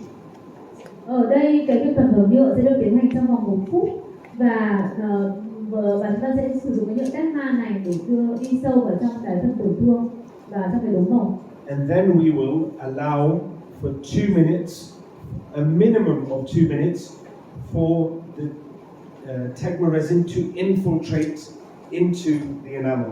Sau khi mà bôi cái này trong vòng 1 phút rồi thì chúng ta sẽ để thêm 2 phút nữa để cho cái nhựa này nó tiếp tục được chảy vào bên trong lòng của cái tổn thương.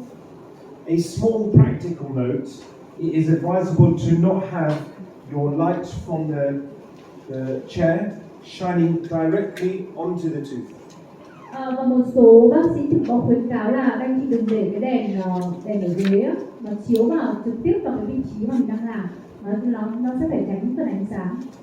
The material is very stable in ambient light, but direct light can start setting the resin.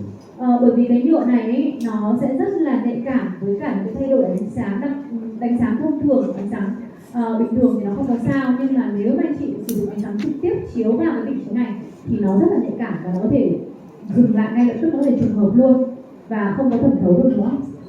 And this becomes more important when we do longer infiltration times. Và đương nhiên điều này cần được đảm bảo nếu như mà cái thời gian thẩm thấu của anh chị nó còn kéo dài.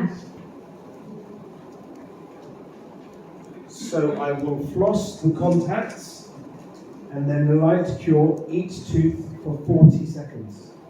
Sau khi thẩm thấu nhựa thì tôi sẽ sử dụng cái chỉ tơ để đi vào vùng kẽ răng, lấy bỏ những phần nhựa thừa ở phần kẽ và chiếu đèn ở mỗi răng là 40 giây. If you do not remove the excess, if you do not floss the contacts, and if you do not cure for a minimum of 40 seconds, you may find that the resin will discolor over time. Nếu mà các anh chị chiếu đèn không đủ thời gian hoặc là các anh chị sử dụng chỉ tơ ấy để mà không lấy bỏ đi cái phần nhựa thừa ở cái mặt bên thì nó sẽ có một cái vấn đề xảy ra, đấy là sau này anh chị có thể thấy có những cái phần đổi màu ở những phần bờ viền này theo thời gian. And some people have had experience they have finished the infiltration, and the patient will come back 4 or 5 days later and say that the tooth is looking yellow. Vì có những cái trường hợp mà bệnh nhân sau khi làm Icon rồi á, và sau khoảng 4-5 ngày bệnh nhân quay lại và nói rằng là tôi thấy là cái răng mà sau khi làm ấy, nó có vẻ nó bị vàng đi. So we make sure that we do not cure for 20 seconds like composite. It is different technology. Thế nên là cái thời gian chiếu đèn ở đây rất là quan trọng. Thông thường composite thì chỉ có chiếu 20 giây thôi. Nhưng đối với Icon thì anh cần phải tăng gấp đôi thời gian lên để đảm bảo là cái nhựa được trùng hợp hoàn toàn. Then again, as the video from Marie Clement describes, we will reapply the resin.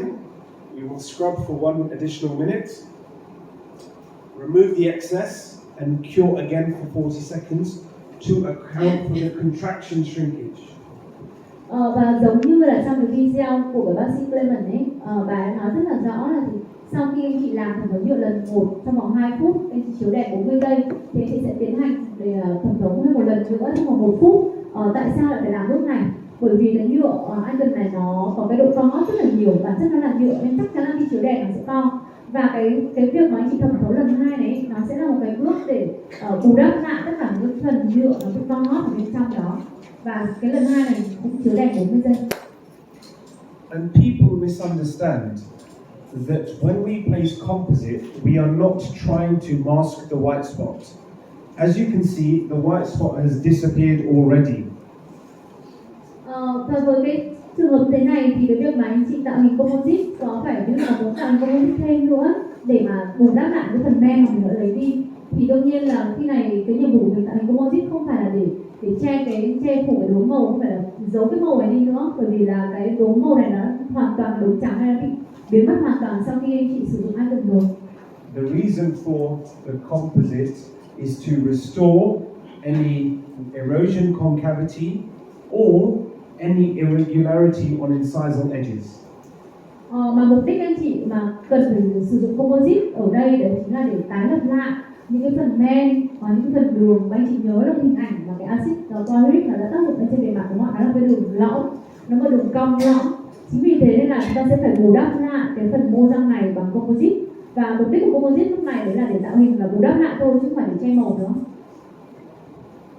We will then go through our routine polishing protocol. Và cái bước tiếp theo để mà đánh bóng thì cũng giống như thông thường thôi, không gì đặc biệt cả. And as you can see, we restore the tooth to good shape, good form, and the white spots have disappeared. Và đây là hình ảnh mà sau khi anh chị tạo hình bằng composite và tạo hình lại cái răng cho nó có hình thể tốt và đốm trắng thì đã biến mất hoàn toàn. So here is before, Đây là hình ảnh trước and here is after. và đây là hình ảnh sau. And here is the restoration after 1 week. Và đây là hình ảnh cái phục hình sau 1 tuần.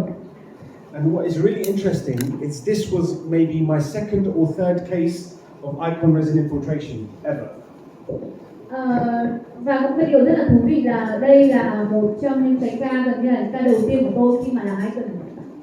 And the truth is, I did not have access to learning to understand whether it was a deep lesion or a superficial lesion. Vào cái lúc bấy giờ thì thực sự là tôi chưa có nhiều kinh nghiệm cũng như là chưa hiểu rõ về cái cách làm thế nào để xác định được độ sâu cũng như là cái chiều dày của cái tổn thương. I now know it was a superficial lesion because the margins are well demarcated. Và bây giờ khi nhìn lại cái ca thế này thì tôi đã hiểu được là cái vị trí của tổn thương này khá là nông, bởi vì là cái đường ranh giới các anh nhìn thấy cũng tương đối rất là rõ. So I was lucky. Và đương nhiên là ở thời bấy giờ là tôi rất là may mắn vì đã thành công được. Mặc dù là tôi không hiểu rõ đúng không ạ, nhưng tôi vẫn có thể thành công được. But now that you have the knowledge, I believe transillumination is a critical test to diagnose the white spot. Và bây giờ khi mà anh chị đã được có kiến thức và hiểu được cái này rồi, thì anh chị hoàn toàn có thể dựa vào cái test dẫn truyền ánh sáng để mà xác định được xem là cái vị trí tổn thương nó nằm ở đâu và cái chiều dày tổn thương nó như thế nào. What's actually new coffee now? I have like lots of places. You said lots of places. Yeah. 3 o'clock? It's good time. So I think what we do is we have coffee And maybe I do the experiment.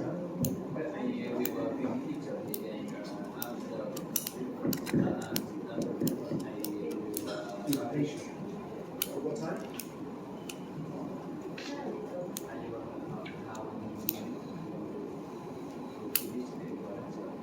I've got probably maybe 1 hour, 1 hour and a half.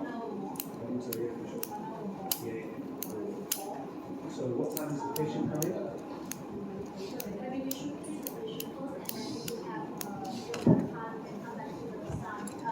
Em anh nhỉ? Okay. Okay.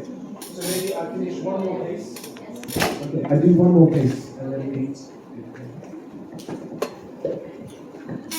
So here is we will, as you know, there is going to be a patient that we treat today, so you get to watch that as well. But I just want to show you one more case, another very simple case. Bởi vì là chúng ta sẽ có kế hoạch là làm trực tiếp bệnh nhân nữa, thế nên là thầy sẽ dành thời gian để nói với chị thêm một ca nữa, sau đó chúng ta sẽ ghi giải lao và chúng ta sẽ xem làm trực tiếp trên bệnh nhân, rồi sau đó nếu còn thời gian chúng ta sẽ quay lại phòng để thầy có thể trả lời câu hỏi cũng như là thầy có thể nói thêm một vài ca sẵn sàng nữa. Đây là ca bệnh nhân thứ 2 ạ. This is a 16-year-old young man. Đây là bệnh nhân nam 16 tuổi. Who has big confidence problem with smiling. Bệnh nhân có một cái vấn đề khá là lớn về cái việc là tự tin khi mà cười. I had to say my best joke to make him smile this much. Tôi đã phải để cho bệnh nhân có thể cười như thế này mà tôi chụp ảnh được là tôi đã phải pha trò để cho bệnh nhân phải cười thì mới có thể chụp ảnh được như thế này. And when you have these developmental defects on teeth, sometimes they are not just white. They are a combination of white and brown. Và khi bệnh nhân có những vấn đề mặc cảm cũng như là liên quan đến tâm lý, khi với cái phục hồi của mình như thế này ấy, thì anh thấy là những cái vấn đề trên cái răng nó không chỉ đơn thuần là những đốm màu trắng nữa, mà đôi lúc nó là những cái đốm màu khác, thậm chí nó còn trầm trọng hơn, ví dụ như đốm màu nâu hay màu vàng. So again, therapeutically, not for aesthetics, it is important for me to convert those brown spots to white spots. Và chắc chắn rồi với cái nguyên lý điều trị của mình thì để mà những cái đốm màu này, những cái đốm màu nâu, màu vàng này để nó dễ dàng điều trị hơn thì mình sẽ phải tìm cách làm thế nào để biến nó từ những cái đốm màu nâu vàng này thành đốm trắng trước đã, rồi sau đó mình điều trị cái đốm trắng này giống hệt như quy trình đốm trắng mà mình vẫn làm. And look what a profound effect we have had with just whitening. Và đây là hình ảnh mà sau khi các anh chị biết là mình đã làm gì không ạ? Là nó chỉ có tẩy trắng thôi. The patient is almost happy enough. Và sau khi tẩy trắng này thì bệnh nhân đã thay đổi hẳn, bệnh nhân rất là happy. But there were still some white striations on the teeth. Tuy nhiên là còn lại một số cái đường vạch màu trắng, cái đốm trắng ở trên bề mặt nó thôi. So we isolate with rubber dam. Nên là chúng ta tiến hành cách ly với rubber dam. Good isolation. Để tạo một độ cách ly, cách ly tối đa. Not so good isolation. Okay, so I like seeing the rubber dam inverted. Ở đây á, thầy lưu ý các anh chị lưu ý là cái đam ấy nó phải nằm, nó gọi là cái phần ở phía dưới này nó nằm sâu ở phía bên dưới, nó gọi inverted tức là nó có cái độ cong, có độ phồng ở cái phần cổ, như thế chứng tỏ là cái đam nó được ôm rất là khít sát với cả cái phần cổ đam ở bên dưới. As this really optimizes the seal. Và đương nhiên là nó cũng sẽ giúp cho cái việc cách ly cũng như cái việc cái đam nó bám chặt vào phần cổ răng, cái việc cách ly của chị nó sẽ đạt được độ tối ưu. So I will use a Profi brush with no paste. Chúng ta sẽ sử dụng một cái chổi ướt mà không có để làm sạch bề mặt. If you can see on this picture, there is just a small amount of brown staining left on the upper right one. Như anh nhìn thấy là nó còn một cái đốm màu nâu nhỏ nhỏ ở vị trí cái rìa cắn phía gần ở răng mồm 1. So I used ultra-dense opal luster microabrasion to remove the brown stain. Thì ở trong trường này tôi đã sử dụng cái opalus để lấy bỏ đi cái phần đốm nâu này và bằng cái kỹ thuật là vi mài mỏng. Before doing the icon etch. Trước khi chúng ta làm icon etch. So the story is the same story. we apply the etch, and we will leave on the tooth, scrubbing for 2 minutes. Và bây giờ thì cái quy trình nó tương đối đơn giản rồi, giống như là anh chị vẫn làm bình thường, đúng không ạ? Các anh chị sẽ alternate trong vòng 2 phút. And we are always going to wash for a minimum of 30 seconds. Và cái việc bơm rửa phải kéo dài ít nhất tối thiểu là 30 giây. And as always, we will place the Icon dry as the test drive. Và đừng quên là sử dụng Icon Dry nó như là cái test để kiểm tra cái độ khô cũng như là cái độ sẵn sàng của bề mặt để tiến hành thẩm thấu nhựa. And as you can see, some of the lesions have masked very well, but some of them have not masked completely. Và như anh chị nhìn thấy ở trên hình là có những cái vùng tổn thương ấy nó đã được che đi, nó đã được che màu rất là tốt ngay khi chị test cái Icon Dry này. Nhưng có một số các vị trí thì nó vẫn chưa đổi màu. So the great flexibility of Icon is I can still treat differential teeth. Và cũng là một cái ưu điểm của Icon đấy là chúng ta có thể điều trị một cách rất là chọn lọc ở một số vị trí thôi, chứ không phải là lúc nào ta phải điều trị hết trên toàn bộ cái thân răng. So we re-etch on the teeth that the lesion has not been masked. Nên chúng ta chỉ cần etch ở những cái vị trí mà nó còn chưa hết cái đốm màu trắng này, chúng ta chỉ cần bôi Icon etch vào cái vị trí này thôi. We wash again, and then we do our test drive again. Bơm rửa lại thêm một lần nữa, rồi lại test dry, test cái dry này thêm một lần nữa. And it is clear that we have achieved satisfactory masking. Và khi này chúng ta đã đạt được cái độ che phủ rất là tốt với cái chất lượng cái test này, và cái đốm màu này được che phủ hoàn toàn rồi. Therefore, I am happy to go to the resin infiltration step. Và đấy chính là một cái dấu hiệu để chúng ta biết là chúng ta sẽ sẵn sàng cho cái bước tiếp theo để làm thẩm thấu nhựa. So again, we are going to scrub on the tooth for 1 minute. Nên giống như quy trình thông thường, chúng ta lại tiếp tục bôi cái Icon này, bôi nhựa Icon này lên trên bề mặt trong vòng 1 phút. And then we will leave to rest on the tooth for at least 2 minutes. Và sau đó thì tiếp tục để cho cái Icon này ở trên bề mặt trong vòng 2 phút mà chưa chiếu đèn nữa. At least tối thiểu là 2 phút, có thể là thậm chí là lâu hơn. But as you can see, the lesions on the lateral incisors they appear more thick. Nhưng ở trong trường hợp này thì chúng ta thấy là ở vị trí răng 22 có một cái đốm mỡ trắng á, cảm giác là gì ạ? Nó dày hơn ở phần rìa cắn ấy. So in 11 this và case, 22, 42 và 22. I did a prolonged infiltration time. Nên với những cái đốm màu mà tổn thương dày hơn này thì tôi sẽ để cái thời gian thẩm thấu nó sẽ lớn hơn, lâu hơn. For 7 minutes. Để đến 7 phút không? And what this does is the same as I showed you the experiment of the capillary progression. Và cái này tại sao lại như thế thì nó giống như là cái thí nghiệm tôi đã cho anh chị xem lúc nãy về cái việc mà cái thẩm thấu nó diễn ra ở trong các ống nghiệm với các đường kính khác nhau, thì với cái đường kính nhỏ nó vẫn tiếp tục thẩm thấu nếu như anh chị để nó có thời gian. And this is critical for deep lesion penetration, longer infiltration time. This is reported by Maru and colleagues very recently. Tuy nhiên ở đây cũng là một cái vấn đề gây tranh cãi khá là nhiều.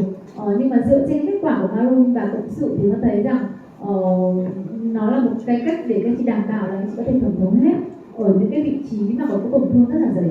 And because of the long time for infiltration, it is important to put a light barrier over the teeth so that the ambient light does not set the resin.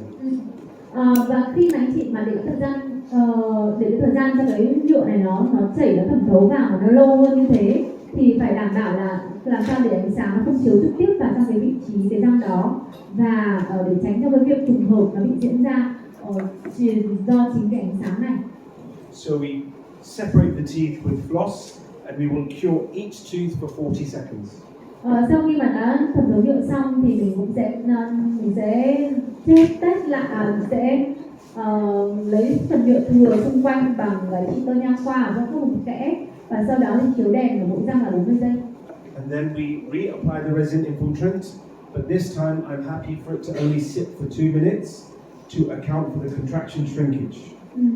Và khi mà chiếu đèn lần 1 rồi, 40 giây rồi thì mình vẫn tuân thủ theo cái bước thứ 2 nữa, đấy là mình sẽ vẫn thẩm thấu nhựa thêm một lần nữa trong vòng một phút, 1 minute or 2 minutes?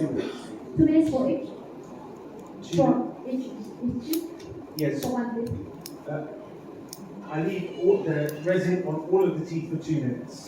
Yes. And The then first time and the second time. The first time I left for 7 minutes. Okay. And then second time I leave for 2 Okay. minutes. Okay. Bởi vì là cái đốm màu, cái đốm này thì nó khá là dày, nên là ở cái lần thẩm thấu thứ 2 thay vì việc là theo như khuyến cáo thông thường mình chỉ là 1 phút thôi, thì lần này thầy vẫn để 2 phút để mà cái nhựa nó có thể thẩm thấu tiếp ở trong lần 2. Lần 1 là 7 phút và lần 2 là 5 phút. 2 phút. And in this case, there was no need for any supplemental composite. Và với cái răng này thì mình không cần thêm cái composite ở phía trên nữa. So I did my final cure with an oxygen barrier medium. In this case, with glycerin gel or liquid strip, whichever you choose. Nên là khi mà mình không cần phải làm composite thêm nữa thì mình sẽ cho cái bước cuối cùng, đấy là tạo cái bước cái rào chắn. Với những trường hợp mà anh chị làm với nhựa đúng không ạ, để nó không bị oxy hóa trong trường hợp các chị có thể sử dụng glycerin hay là bất kỳ một cái loại nào mà trong cái có tác dụng để phòng tránh cái sự oxy hóa của cái lớp nhựa này. I cure through this, and then I go through the polishing protocol. Sau đó cái đèn qua cái lớp này và đến bước tiếp theo đấy là đèn bóng. And this is what it looks like immediately after. Đây là hình ảnh mà anh chị nhìn thấy ngay sau đó. Before and after. Hình ảnh trước và sau ạ. This is why I believe we have the chance to change patients' lives. Đấy là cái minh chứng cho tôi vì sao tôi lại nói là chúng ta hoàn toàn như là thay đổi cái cuộc đời, cái cuộc sống của bệnh nhân. Bệnh nhân là thay đổi rất là ngoạn mục đúng không ạ? And really, the secret is all in the eyes. You can always tell someone's intention by the eyes. Mà cái nguyên tắc ở đây rất là đơn giản, đấy chính là cái mắt nhìn của mình đó. Nên là mình có thể làm tất cả mọi thứ chỉ qua cái giống như cửa sổ tâm hồn thôi đúng không ạ? Có thể thay đổi mọi thứ. The lips may smile, but the eyes do not. When the eyes smile, then you know they're actually happy. Và bệnh nhân thì nhìn thấy cái sự hạnh phúc của họ qua chính cái ánh mắt của bệnh nhân đó. Có thể mình cười nhưng mà mắt không cười, nhưng mà mắt mà cười thì chắc chắn là thể hiện là bệnh nhân rất là hạnh phúc rồi. So we can create profound effects very easily. Như vậy thì anh chị có thể đạt được cái kết quả rất là mỹ mãn, cách rất là đơn giản. Okay, so what do we do now? 40. Lots of cases. You asked me for loads, so I've got 10. So you... Yeah. Okay. Yeah, so... Bây giờ chúng ta sẽ nghỉ giải lao trong vòng 15 phút chờ set up vào phòng cũng như là bệnh nhân, bởi vì các chị sẽ di chuyển xuống dưới tầng 4 này. Cô. Cô cho bọn em một chút để hỏi đáp được không ạ? Em còn vài cái băn khoăn nữa. Hỏi đáp thì mình sẽ dành thời gian vào thời gian sau khi các anh chị làm trên bệnh nhân xong, chúng sẽ quay lại trong phòng này và sẽ có thời gian để hỏi đáp ạ. Kính thưa tất cả quý hội thảo viên, thì hôm nay là cái lớp cúng này là một ngày rất đặc biệt, là sinh nhật của Dr. Sinathan. Thì đúng ra hôm qua là tối qua sinh nhật của Dr. xuống mấy ngày hôm muộn. Thì hôm nay cũng là nhân dịp sinh nhật thì Điện cũng có với thức là tặng cho Dr. Sinathan. On opposite of your birthday, we have a gift and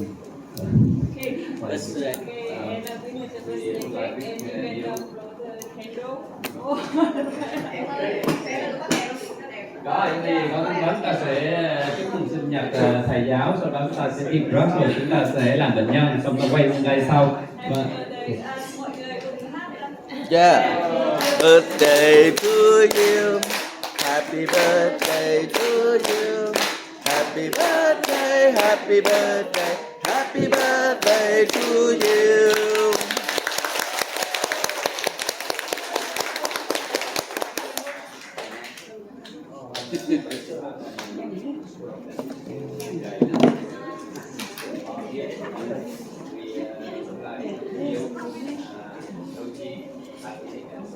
Thank you so much. The main concern is her white spots on her anterior central teeth. Bệnh nhân có một cái vấn đề lo ngại duy nhất đối với các vùng răng cửa của cô ấy, đấy là có những cái đốm trắng ở vị trí trên vị trí ở giữa cắn răng 1121. So the protocol is the same every time. Whitening 2 weeks, 16% carbon dioxide. Quy trình làm thì đúng vẫn như thông thường đúng không ạ? Đầu tiên nó sẽ bắt đầu bằng tẩy trắng trong vòng 2 tuần, sau đó nghỉ khoảng 10 ngày, rồi mới tiến hành làm xâm nhập nhựa. But the one thing she said she would like to change is her developmental, the size of the developmental lobes. She would like them straight. Và còn một cái nữa mà bệnh nhân cũng muốn thay đổi ở trên cái hình thể của cái răng cửa, đấy là muốn bỏ những cái phần lông, những cái phần diệt cắn, những cái phần lõm của cái phần đỉnh núm ấy ạ, ở phần diệt cắn ở răng cửa. Cô không muốn nó kiểu như thế nữa, cô muốn nó phẳng cơ.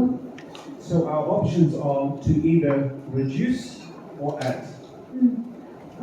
Cho nên là khi mà yêu cầu của bệnh nhân như vậy thì mình sẽ có một cái câu hỏi đặt ra là vậy thì bây giờ mình mài phẳng nó đi hay là mình đắp thêm vào cho nó thẳng.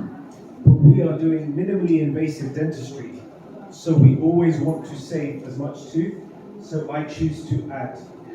Câu trả lời chắc chắn anh chị sẽ đoán được rồi đúng không ạ? Bởi vì mình theo trồng phá xâm lấn tối thiểu nên không bao giờ là mình sẽ tiết kiệm mô răng tối đa và mình sẽ tránh cái việc là lấy bỏ mô răng đi. Nên chắc chắn ở đây tôi sẽ không mài mà tôi sẽ ép thêm vào, tôi sẽ thêm cái vật liệu vào để phục hồi lại thân răng. So we do rubber dam isolation and we start the protocol. Đặt đê để cách ly và sau đó thì tiến hành các cái bước. And I use a prophy brush, no paste, clean the surface. Để làm sạch bề mặt mình sử dụng một cái chổi ướt mà không có dùng cát đánh bóng. Then we apply Icon etch. It's the same story again. 2 minutes each cycle. Và vẫn như quy trình thông thường là mình sử dụng Icon etch trong vòng 2 phút. And then Icon Trong mỗi dry. lần.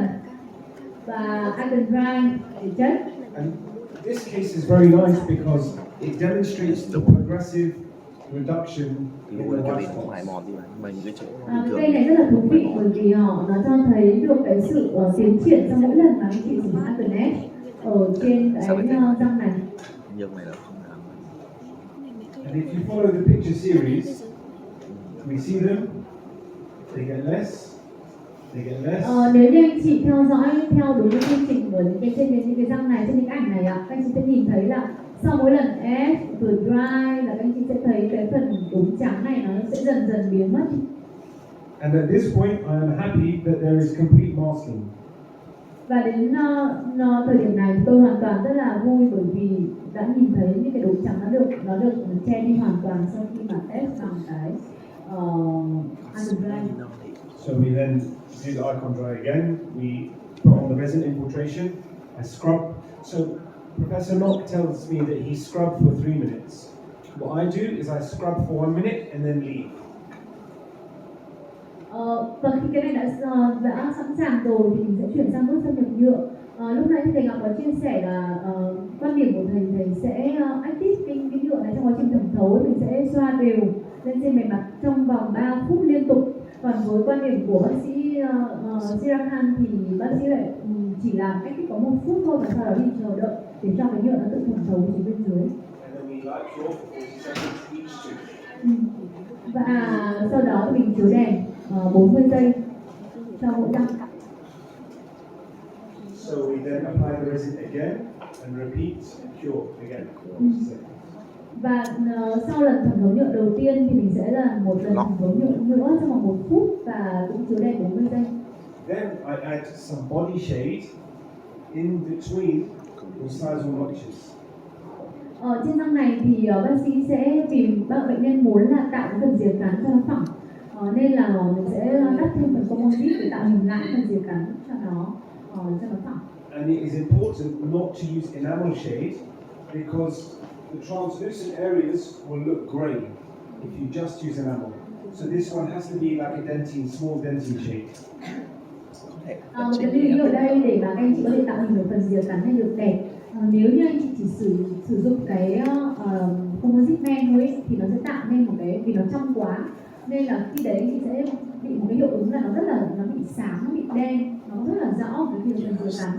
Nên ở đây để mà tạo hình cái phần rửa cắn này tốt hơn ấy, thì chị nên cho một ít sử dụng một ít composite ngà nữa. And then you place enamel over the top.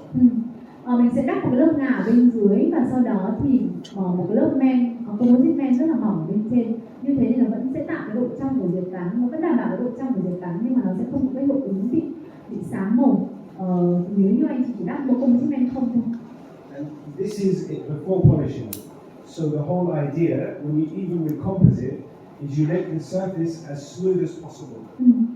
Và khi mà mình tạo hình composite này thì mình cố gắng là ngay từ cái bước mà mình tạo hình thì mình đã làm cho cái bề mặt này cố gắng là để nó càng smooth, nó càng nhẵn, nó càng thì càng tốt. Thì sau đấy là mình cái bước đánh bóng nữa thì nó sẽ đỡ hơn. Và cái bước đánh bóng, cái vai trò bước đánh bóng rất là quan trọng. And then you go through the polishing protocol slowly, making sure that we do not raise the temperature too much. So sometimes using little water. Trong quá trình đánh bóng thì như lúc mình có chia sẻ đấy ạ, là các anh chị không cần thiết phải là bắn quá mạnh hay là anh chị tại cái tốc độ quá lớn, bởi vì nó có thể sinh nhiệt và đôi lúc làm bệnh nhân rất là nhạy cảm với cái đó. Thế nên là đảm bảo là mình không cần thiết phải làm quá nhanh, và có thể thêm một chút nước vào nữa trong quá trình đánh bóng để đảm bảo là không bị sinh nhiệt trong quá trình mình đánh bóng. And composite technology has come along so far that the surface can look as polished as ceramic if you use the right protocol. Và với những nghiên cứu đã chứng minh là kết quả thẩm mỹ khi mà chị chụp hình bằng composite nó sẽ có thể cho một cái bề mặt nhẵn bóng hệt như là một chụp hình sứ thông thường. Chính vì thế nên là nếu như anh chị tuân thủ đúng cái protocol điều trị cũng như là các bước đánh bóng thì hoàn toàn có thể đạt được kết quả rất là tốt. So immediately after, I leave the patient like this. She comes back 1 week later. Hình ảnh ngay sau điều trị, và đây là hình ảnh sau 1 tuần, bệnh nhân quay lại tái khám. This is before, Đây là hình ảnh trước after. và sau. And I also use a different light just to show it is not photography that makes it look nice. Và bác sĩ cũng có những cái cách chụp ảnh khác nhau đấy ạ, để minh chứng cho anh chị thấy là nó không phải là do là mình chỉnh sửa Photoshop gì đâu, mà đấy là cái hiệu ứng khi mà anh chị chụp ảnh thôi. Đấy là khi mà sử dụng các cái chế độ ánh sáng khác nhau để chụp ảnh nó sẽ cho ra cái ảnh nó khác một chút, chứ không phải là do Photoshop. And another happy patient. Và bệnh nhân rất là hài lòng. So, another case.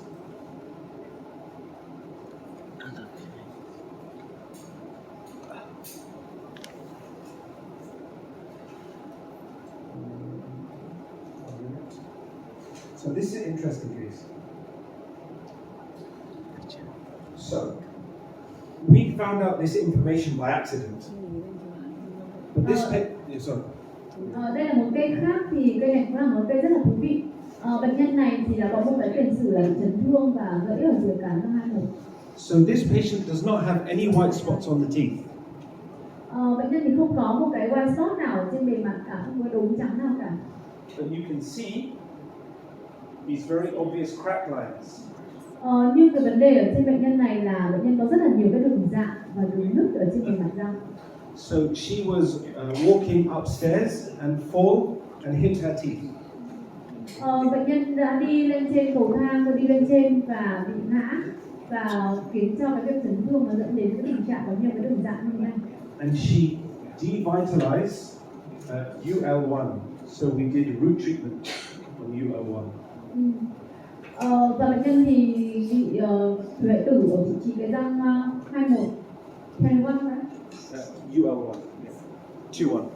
Ở trên cái răng 21 thì đã tủy hoại tử và bệnh nhân đã phải tiến hành điều trị tủy. So before we deal with a case like this, the teeth have moved position. So it is important to try and move them back to where they were.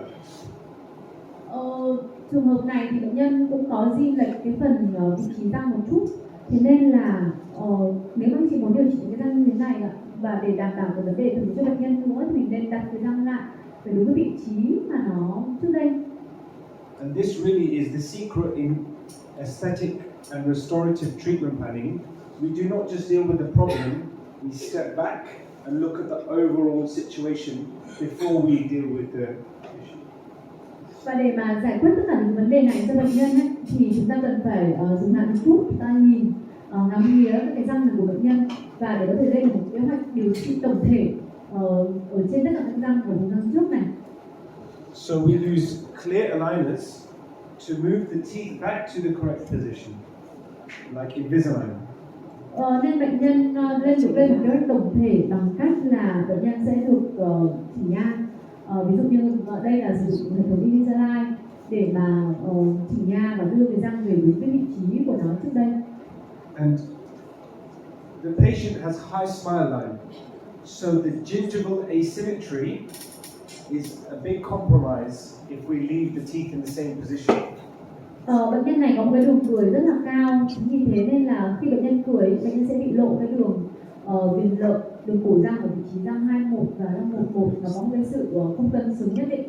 Chính vì thế nếu như mà mình để nguyên như thế này thì nó sẽ tạo kết quả thẩm mỹ không được hoàn hảo lắm cho bệnh nhân.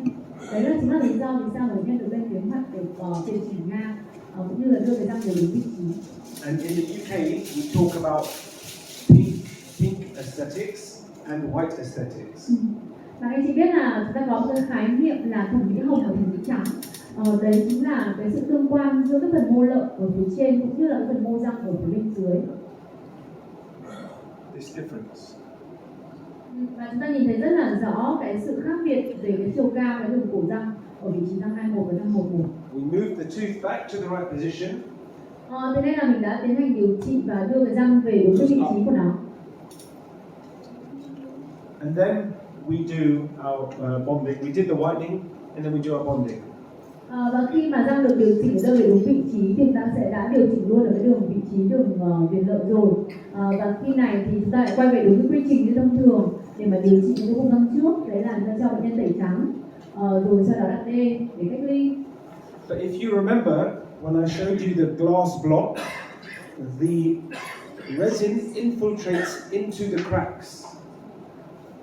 Nếu anh chị nhớ về thí nghiệm lúc nãy ạ, thí nghiệm lúc nãy là anh chị thấy nó có rất là mà trên cái cục đá ấy ạ, thì trên cái cục đá đấy nó có rất là nhiều các cái đường nứt, nhưng mà tuy nhiên thì cái đường nứt đấy nó không phải là yếu tố gây cản trở cho cái quá trình mà thẩm thấu nhựa, và thậm chí là cái thẩm thấu nhựa nó vẫn diễn ra hoàn toàn bình thường ở trên qua cái đường nứt đó. So I told the patient I am unsure if this is going to work because this is not how DMG publicize their product. Tuy nhiên thì cái này nó không nằm trong chỉ định của DMG, trong cái sản phẩm của DMG về cái việc là điều trị cái đường vẽ nứt ở trên thân răng. Nên là khi mà tôi làm thì tôi cũng không có hứa hẹn bệnh nhân quá nhiều, và tôi cũng nói là cái này tôi không có chắc, bởi vì là cái này DMG cũng chưa bao publish một cái chỉ định hay là một cái nghiên cứu nào nói về cái việc là nó có thể giải quyết những đường vẽ nứt này cả. But I had an idea that I think the crack will disappear if I put resin inside. Nhưng mà tôi có một cái ý tưởng rằng tôi nghĩ rằng là cái đường nứt này có thể là nó sẽ biến mất nếu như mà tôi tiến hành thẩm thấu nhựa trong cái răng này. So I take off the provisional bonding on 2-2 and I do etch just to open the enamel a little. Thế nên là tôi vẫn tiến hành icon etch ở trên những cái vị trí mà có cái đường vẽ nứt, và nó cũng chỉ khu trú ở những cái vị trí có đường nứt thôi. Place the dry, same process.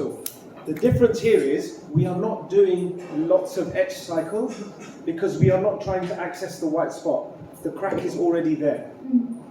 Cái sự khác biệt của mục đích mà anh chị sử dụng icon etch ở đây ấy, khác với cả cái icon etch trên những cái tường thung đốm trắng, đấy là ở đây mình không tìm cách để tiếp cận với cái vùng tổn thương, mà cái tổn thương nó nằm ở đấy rồi, bởi vì mục đích của mình là mình đi vào các cái đường vẽ nứt.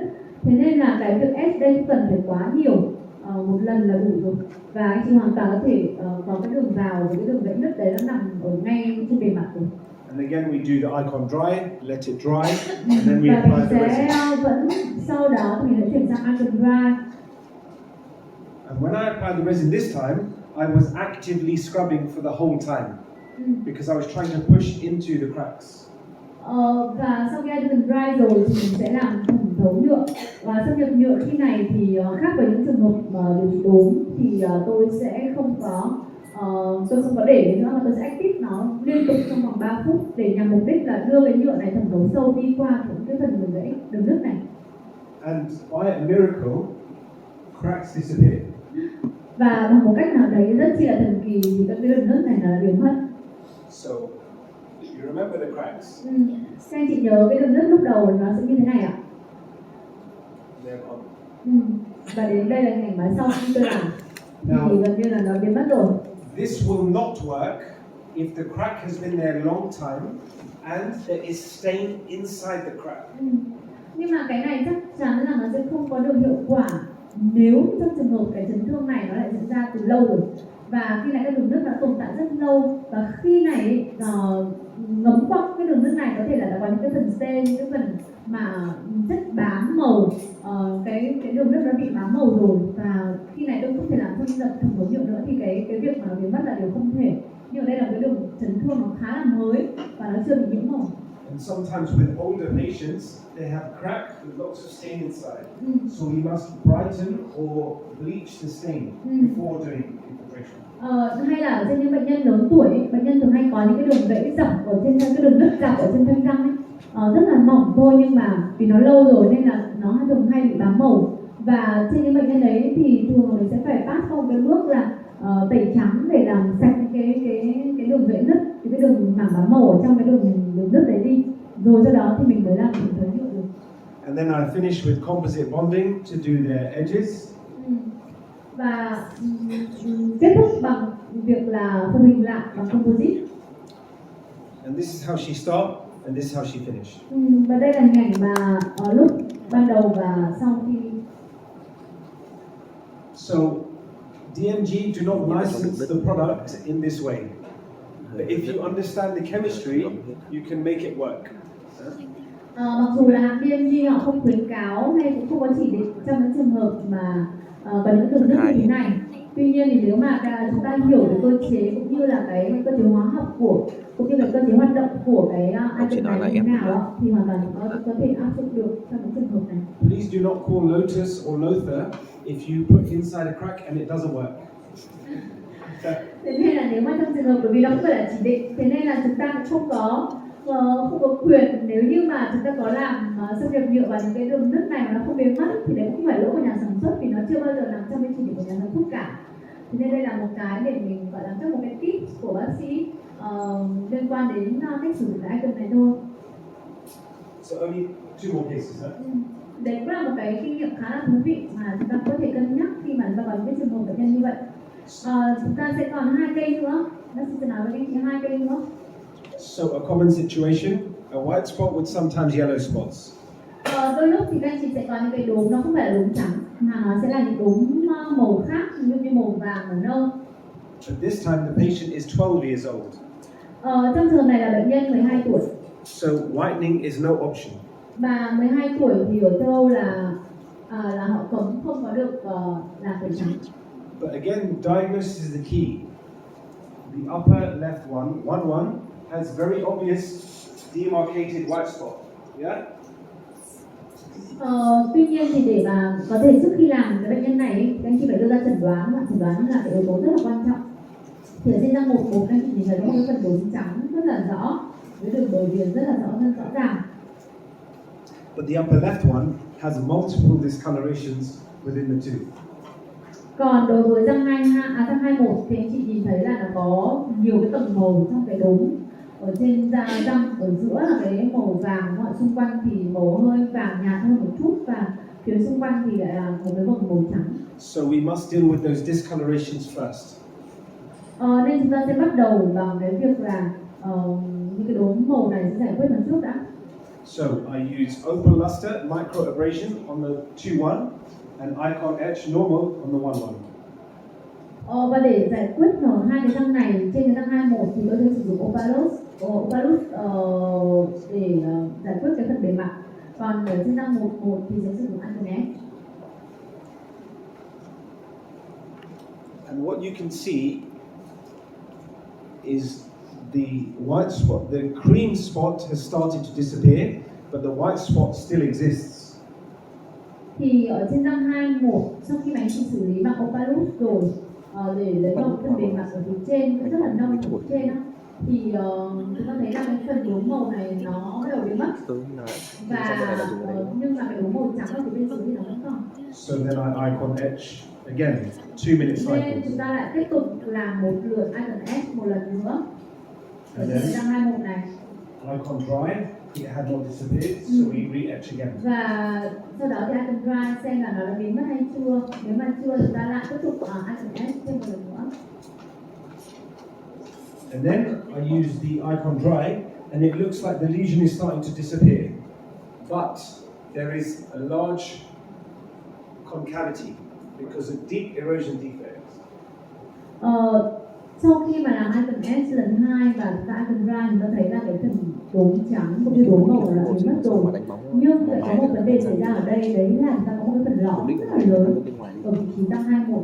Bởi vì do tổn thương nó nằm rất là sâu. So we do our infiltration again, and look at the size of the erosion. It must have composite afterwards. Và như thế thì sau khi mình làm phun dập nhựa rồi đó, mình nhìn thấy là cái phần bề mặt này nó vẫn là mất tổn thương. Thế nên cái việc mà mình cần phải tạo hình lại phần này thì dùng composite đắp thêm vào hình lại phần bề mặt. And I use a combination of brushes and pads to give good adaptation to composite. Ở đây các anh chị có thể sử dụng một cái pad là cái mà cây ấn ấy. Cái đầu nó rất là tròn. Và các anh chị có thể kết hợp thêm một số các loại cái phủi cước để tạo hình nữa, thì thế nó sẽ tạo nên cái phần thích ứng một cái sự khít sát rất là tốt giữa các phần phục hình và composite ở phía trên với cả các cái phần mô răng ở xung quanh nó. Then we go through our polishing protocol. Và khi này thì mọi thứ đó rồi mình sẽ bước sang bước đánh bóng. And we can get to something like this. Và đây là kết quả mà sau khi chúng ta đã làm phục hồi. So she starts like this, and she finishes like this. Nên là đây là kết quả mà trước và sau khi làm. Mình dùng luôn cái ép với chuột đánh bóng để làm bằng tự học luôn. One last one. Đây là hình ngay sau khi mà chúng ta tháo đây ra, nhìn thấy cái đường And this one is a cổ big răng rất case. là rõ. Và đây sẽ là ca cuối cùng ạ. It's been this case has won awards in the UK around the world, and it's been published many times.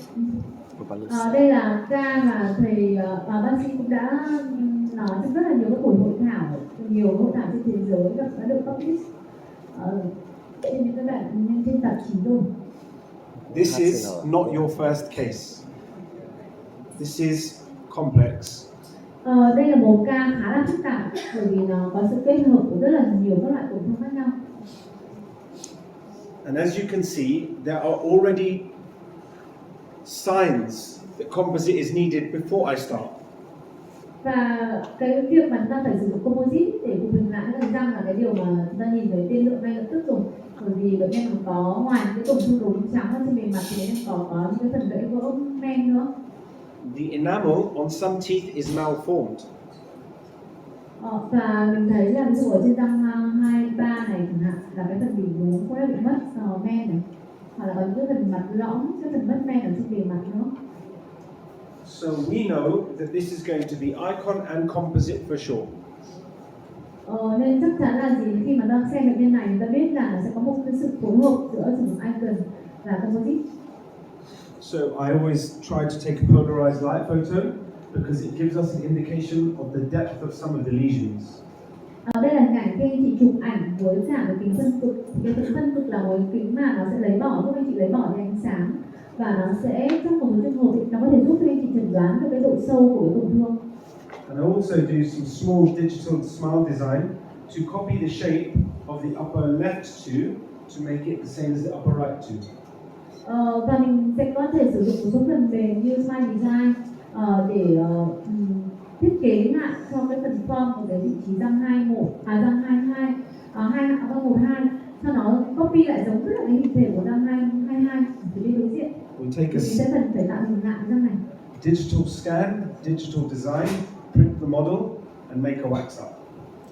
Mình có thể scan lấy dấu, in mẫu hàm, rồi sau đó thì thiết kế bằng kỹ thuật số, sau đó in và anh chị làm cái móc cắt, một cái khóa silicone và anh chị làm nó bóc sắc. So that I have a stent ready. Như thế thì đã chuẩn bị sẵn sàng cho các cái bước mà tạo hình. cũng như là phụ hình composite sau khi mà mình tiến hành làm icon rồi. So this patient is 18, and look at the discoloration to start, and look at the discoloration when I finish whitening. Bệnh nhân này thì đã 18 tuổi nên là bệnh nhân đã đủ tuổi để có thể làm tẩy trắng rồi. Và đây là cảnh mà sau khi bệnh nhân được tiến hành tẩy trắng, các chị nhìn thấy là cái kết quả nó được cải thiện rất là rõ rệt. This is the power of whitening. It makes our job easier for Icon. Đây là cái sức mạnh của tẩy trắng, các chị nhìn thấy là nó rất là hiệu quả và nó khiến cho công việc của mình nó cũng trở nên dễ dàng rất là nhiều rồi. Look at the canine. Đặc biệt là trên hai cái răng nanh, các chị nhìn thấy không ạ? Look at the color. Cái màu sắc của răng nanh nó đã thay đổi rất là rõ rệt. Different situation, much easier to solve. Dễ dàng hơn rất nhiều để mình có thể xử lý cái bề mặt.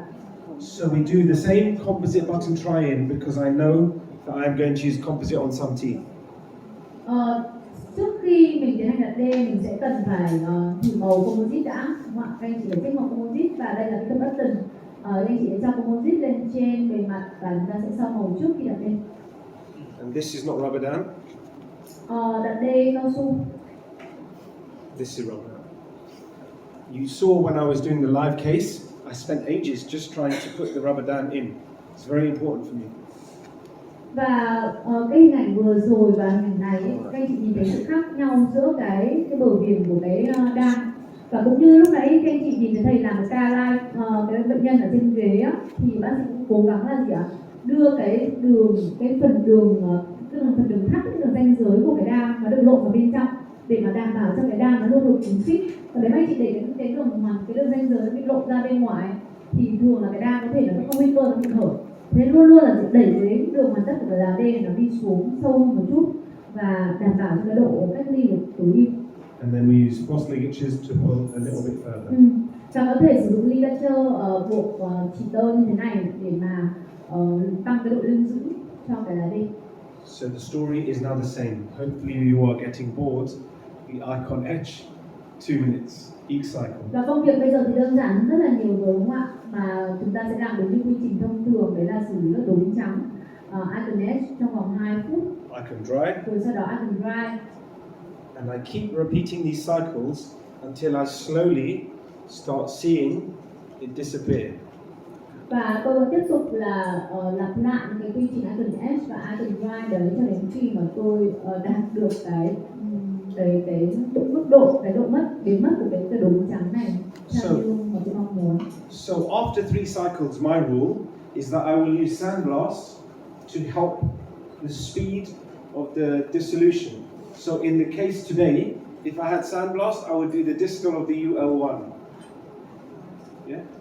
Với bệnh nhân này thì sau ba lần S và Icon dry rồi ấy, thì cái màu sắc nó cũng đã được cải thiện, tuy nhiên nó chưa đạt đến mức độ mà mình mong muốn và cái này nó chưa sẵn sàng để thâm nhập. Thế nên ở đây thầy sẽ sử dụng thêm một cái công cụ nữa, đấy là thổi cát. Giống như là cao hôm nay thì cái tổn thương nó nằm khá là sâu nên nếu thông thường mình có thổi cát ở đây thì mình có thể sử dụng công thổi cát rất là phong phú cái vị trí đấy thôi, để như thế thì cái đường vào đoạn xét của mình mình sẽ tiếp cận với tổn thương nó nhanh chóng hơn. And see that it's the best aeration on the market. It's called Aquacare. Và Siden là một trong công ty có phân phối cái máy thổi cát mà hiện nay được đánh giá là gì ạ? Tốt nhất thị trường luôn ạ. Đấy là của Aquacare. Yeah, Aquacare. Yeah. So then we continue on with the cycles. Etch. Và như thế thì mình vẫn tiếp tục sau 3 lần thì tôi sẽ thổi cát này để tăng cái khả năng của Icon S lên cho nó nhanh hơn. Và sau đấy thì tôi Icon S và dry thêm một lần nữa. And slowly, the white spots have started to disappear with the Icon dry. Và cuối cùng là gì cái phần Icon S này, sau mỗi lần Icon S và tôi thử lại Icon dry thì khi này đã đủ khả năng biến mất rồi. So at this stage, I'm comfortable to infiltrate. Nên đến bước này thì tôi thấy là mọi người đã sẵn sàng để tôi có thể tiến hành xâm nhập nhựa rồi. So the same resin scrubbing on for 1 minute, leave for 2 minutes, or you scrub for 3 minutes, I don't mind. Và quy trình vẫn giống như thông thường đúng không ạ? Các anh chị sẽ bôi trong vòng 1 phút, sau đó chờ để cho nhựa thẩm thấu trong vòng 2 phút. Floss the contact. all of the contacts. Dùng chỉ tơ để đưa vào các vùng kẽ để đảm bảo là không có nhựa nó bị dính ở các cái phần đường tiếp giáp này. Cure each tooth for 40 seconds. Chiếu đèn trong vòng 40 giây cho mỗi răng. And then reapply for 1 minute, leave to stand for 1 minute, and cure again for 40 seconds. Và vẫn có một lần Icon thuần thấu nhựa lần thứ 2 nữa, vẫn là 1 phút và chờ 1 phút, rồi sau đó chiếu đèn 40 giây cho mỗi răng. Có thể. So then I am happy to do my bonding protocol for the upper left tooth because I need to increase the length. Và Upper right tooth, sorry. Upper right tooth. So one. No, this one. Upper right. Upper right tooth, so one tooth. Sorry. Yeah. Và sau khi mà cái thẩm thấu nhựa đã ổn rồi thì lúc này mình sẽ tiến hành tạo hình lại cái răng 1, 2. Bởi vì là cái răng này mình sẽ cần làm dài cái thân răng ra và tạo hình lại cái form răng cho là đúng. So I use the putty stent and then build up the palatal shell. Mình sẽ sử dụng cái khóa silicone và tạo hình bắt đầu từ mặt trong. Then I build up the intraproximal wall. Rồi mình tiến hành đắp cái thành ở xung quanh. And then I will place the body in the areas where there is lots of erosion. Khi mà đã tạo hình được cái thành rồi ấy, nó giống thành như cái hộp á, và khi này thì cái việc mà các anh chị phục hình lại nó tương đối đơn giản thôi. Mình sẽ cho cái phần body, cái phần thân á, mình sẽ đắp composite vào. Then I finish with achromatic enamel over the top. Và lớp trên cùng thì mình sẽ sử dụng một cái lớp composite này. And my patient leave like this because I have spent 4 hours already. Bệnh nhân của tôi thì chắc chắn rất là hài lòng bởi vì các anh chị biết là để làm một ca này tôi đã mất đến tận 4 tiếng đồng hồ ạ. I say you come back next day and I do polish. Nên là bệnh nhân đã được cho về và nói là quay lại, ngày hôm sau quay lại để mà tiến hành đánh bóng. And that's how he's polished. Và đây là hình ảnh sau khi đánh bóng. So he starts like this Đây là hình ảnh ban đầu của bệnh and nhân he finishes like this. và hình ảnh sau đó. This is the power of the material that has done lots of research, and we are able, lots of people will do veneers on a case like this. This is not correct. If this is an 18-year-old, if this is your son, what would you do for them? I would do Icon and bonding. Thì như thế các anh chị thấy là sức mạnh của Icon cũng như là cái sức mạnh của cái kỹ thuật xâm lấn tối thiểu mà chúng ta đang làm. Chắc chắn là sẽ có rất là nhiều bác sĩ nếu mà không làm được kỹ thuật xâm lấn tối thiểu này á, thì sẽ sử dụng chọn làm veneer cho cái bệnh nhân này. Nếu mà giả sử như bệnh nhân này là con trai của anh chị thì anh chị sẽ làm gì? Nếu mà là tôi thì tôi sẽ lựa chọn dùng Icon bởi vì tôi biết là đấy là kỹ thuật xâm lấn tối thiểu và nó sẽ bảo tồn môn răng tối đa cho con trai tôi. And people always ask, what is the stability of a long term? Và một câu hỏi thường diễn ra đặt ra rất là thường xuyên, đấy là liệu cái kết quả này nó có ổn định trong một thời gian dài hay không? This is 2 years. Đây là cảnh follow up sau kiểm tra lại sau 2 năm. And it's still stable. Thì nó vẫn đang rất là tốt. So, I have lots of cases, but I wanted to share the ones that all have different points that you can learn from. Tôi còn rất là nhiều ca lâm sàng nữa, tuy nhiên là tôi cũng muốn là show cho anh chị một cái ca này là một ca rất là tổng hợp, một ca rất là phức tạp của nhiều cái tổng hợp của nhiều cái tổn thương để mà mình có thể hình dung ra một cái bức tranh toàn cảnh đối với cái việc mà anh sử dụng kỹ thuật xâm lấn nhựa này. So, you can take a photo of this, but basically, a mild case is when you only need to do 3 EP cycles. This is like early caries. Cái này anh chị có thể chụp ảnh để có thể có được cái protocol điều trị trong tùy những trường hợp mà anh chị có những cái đốm trắng ở mức độ khác nhau.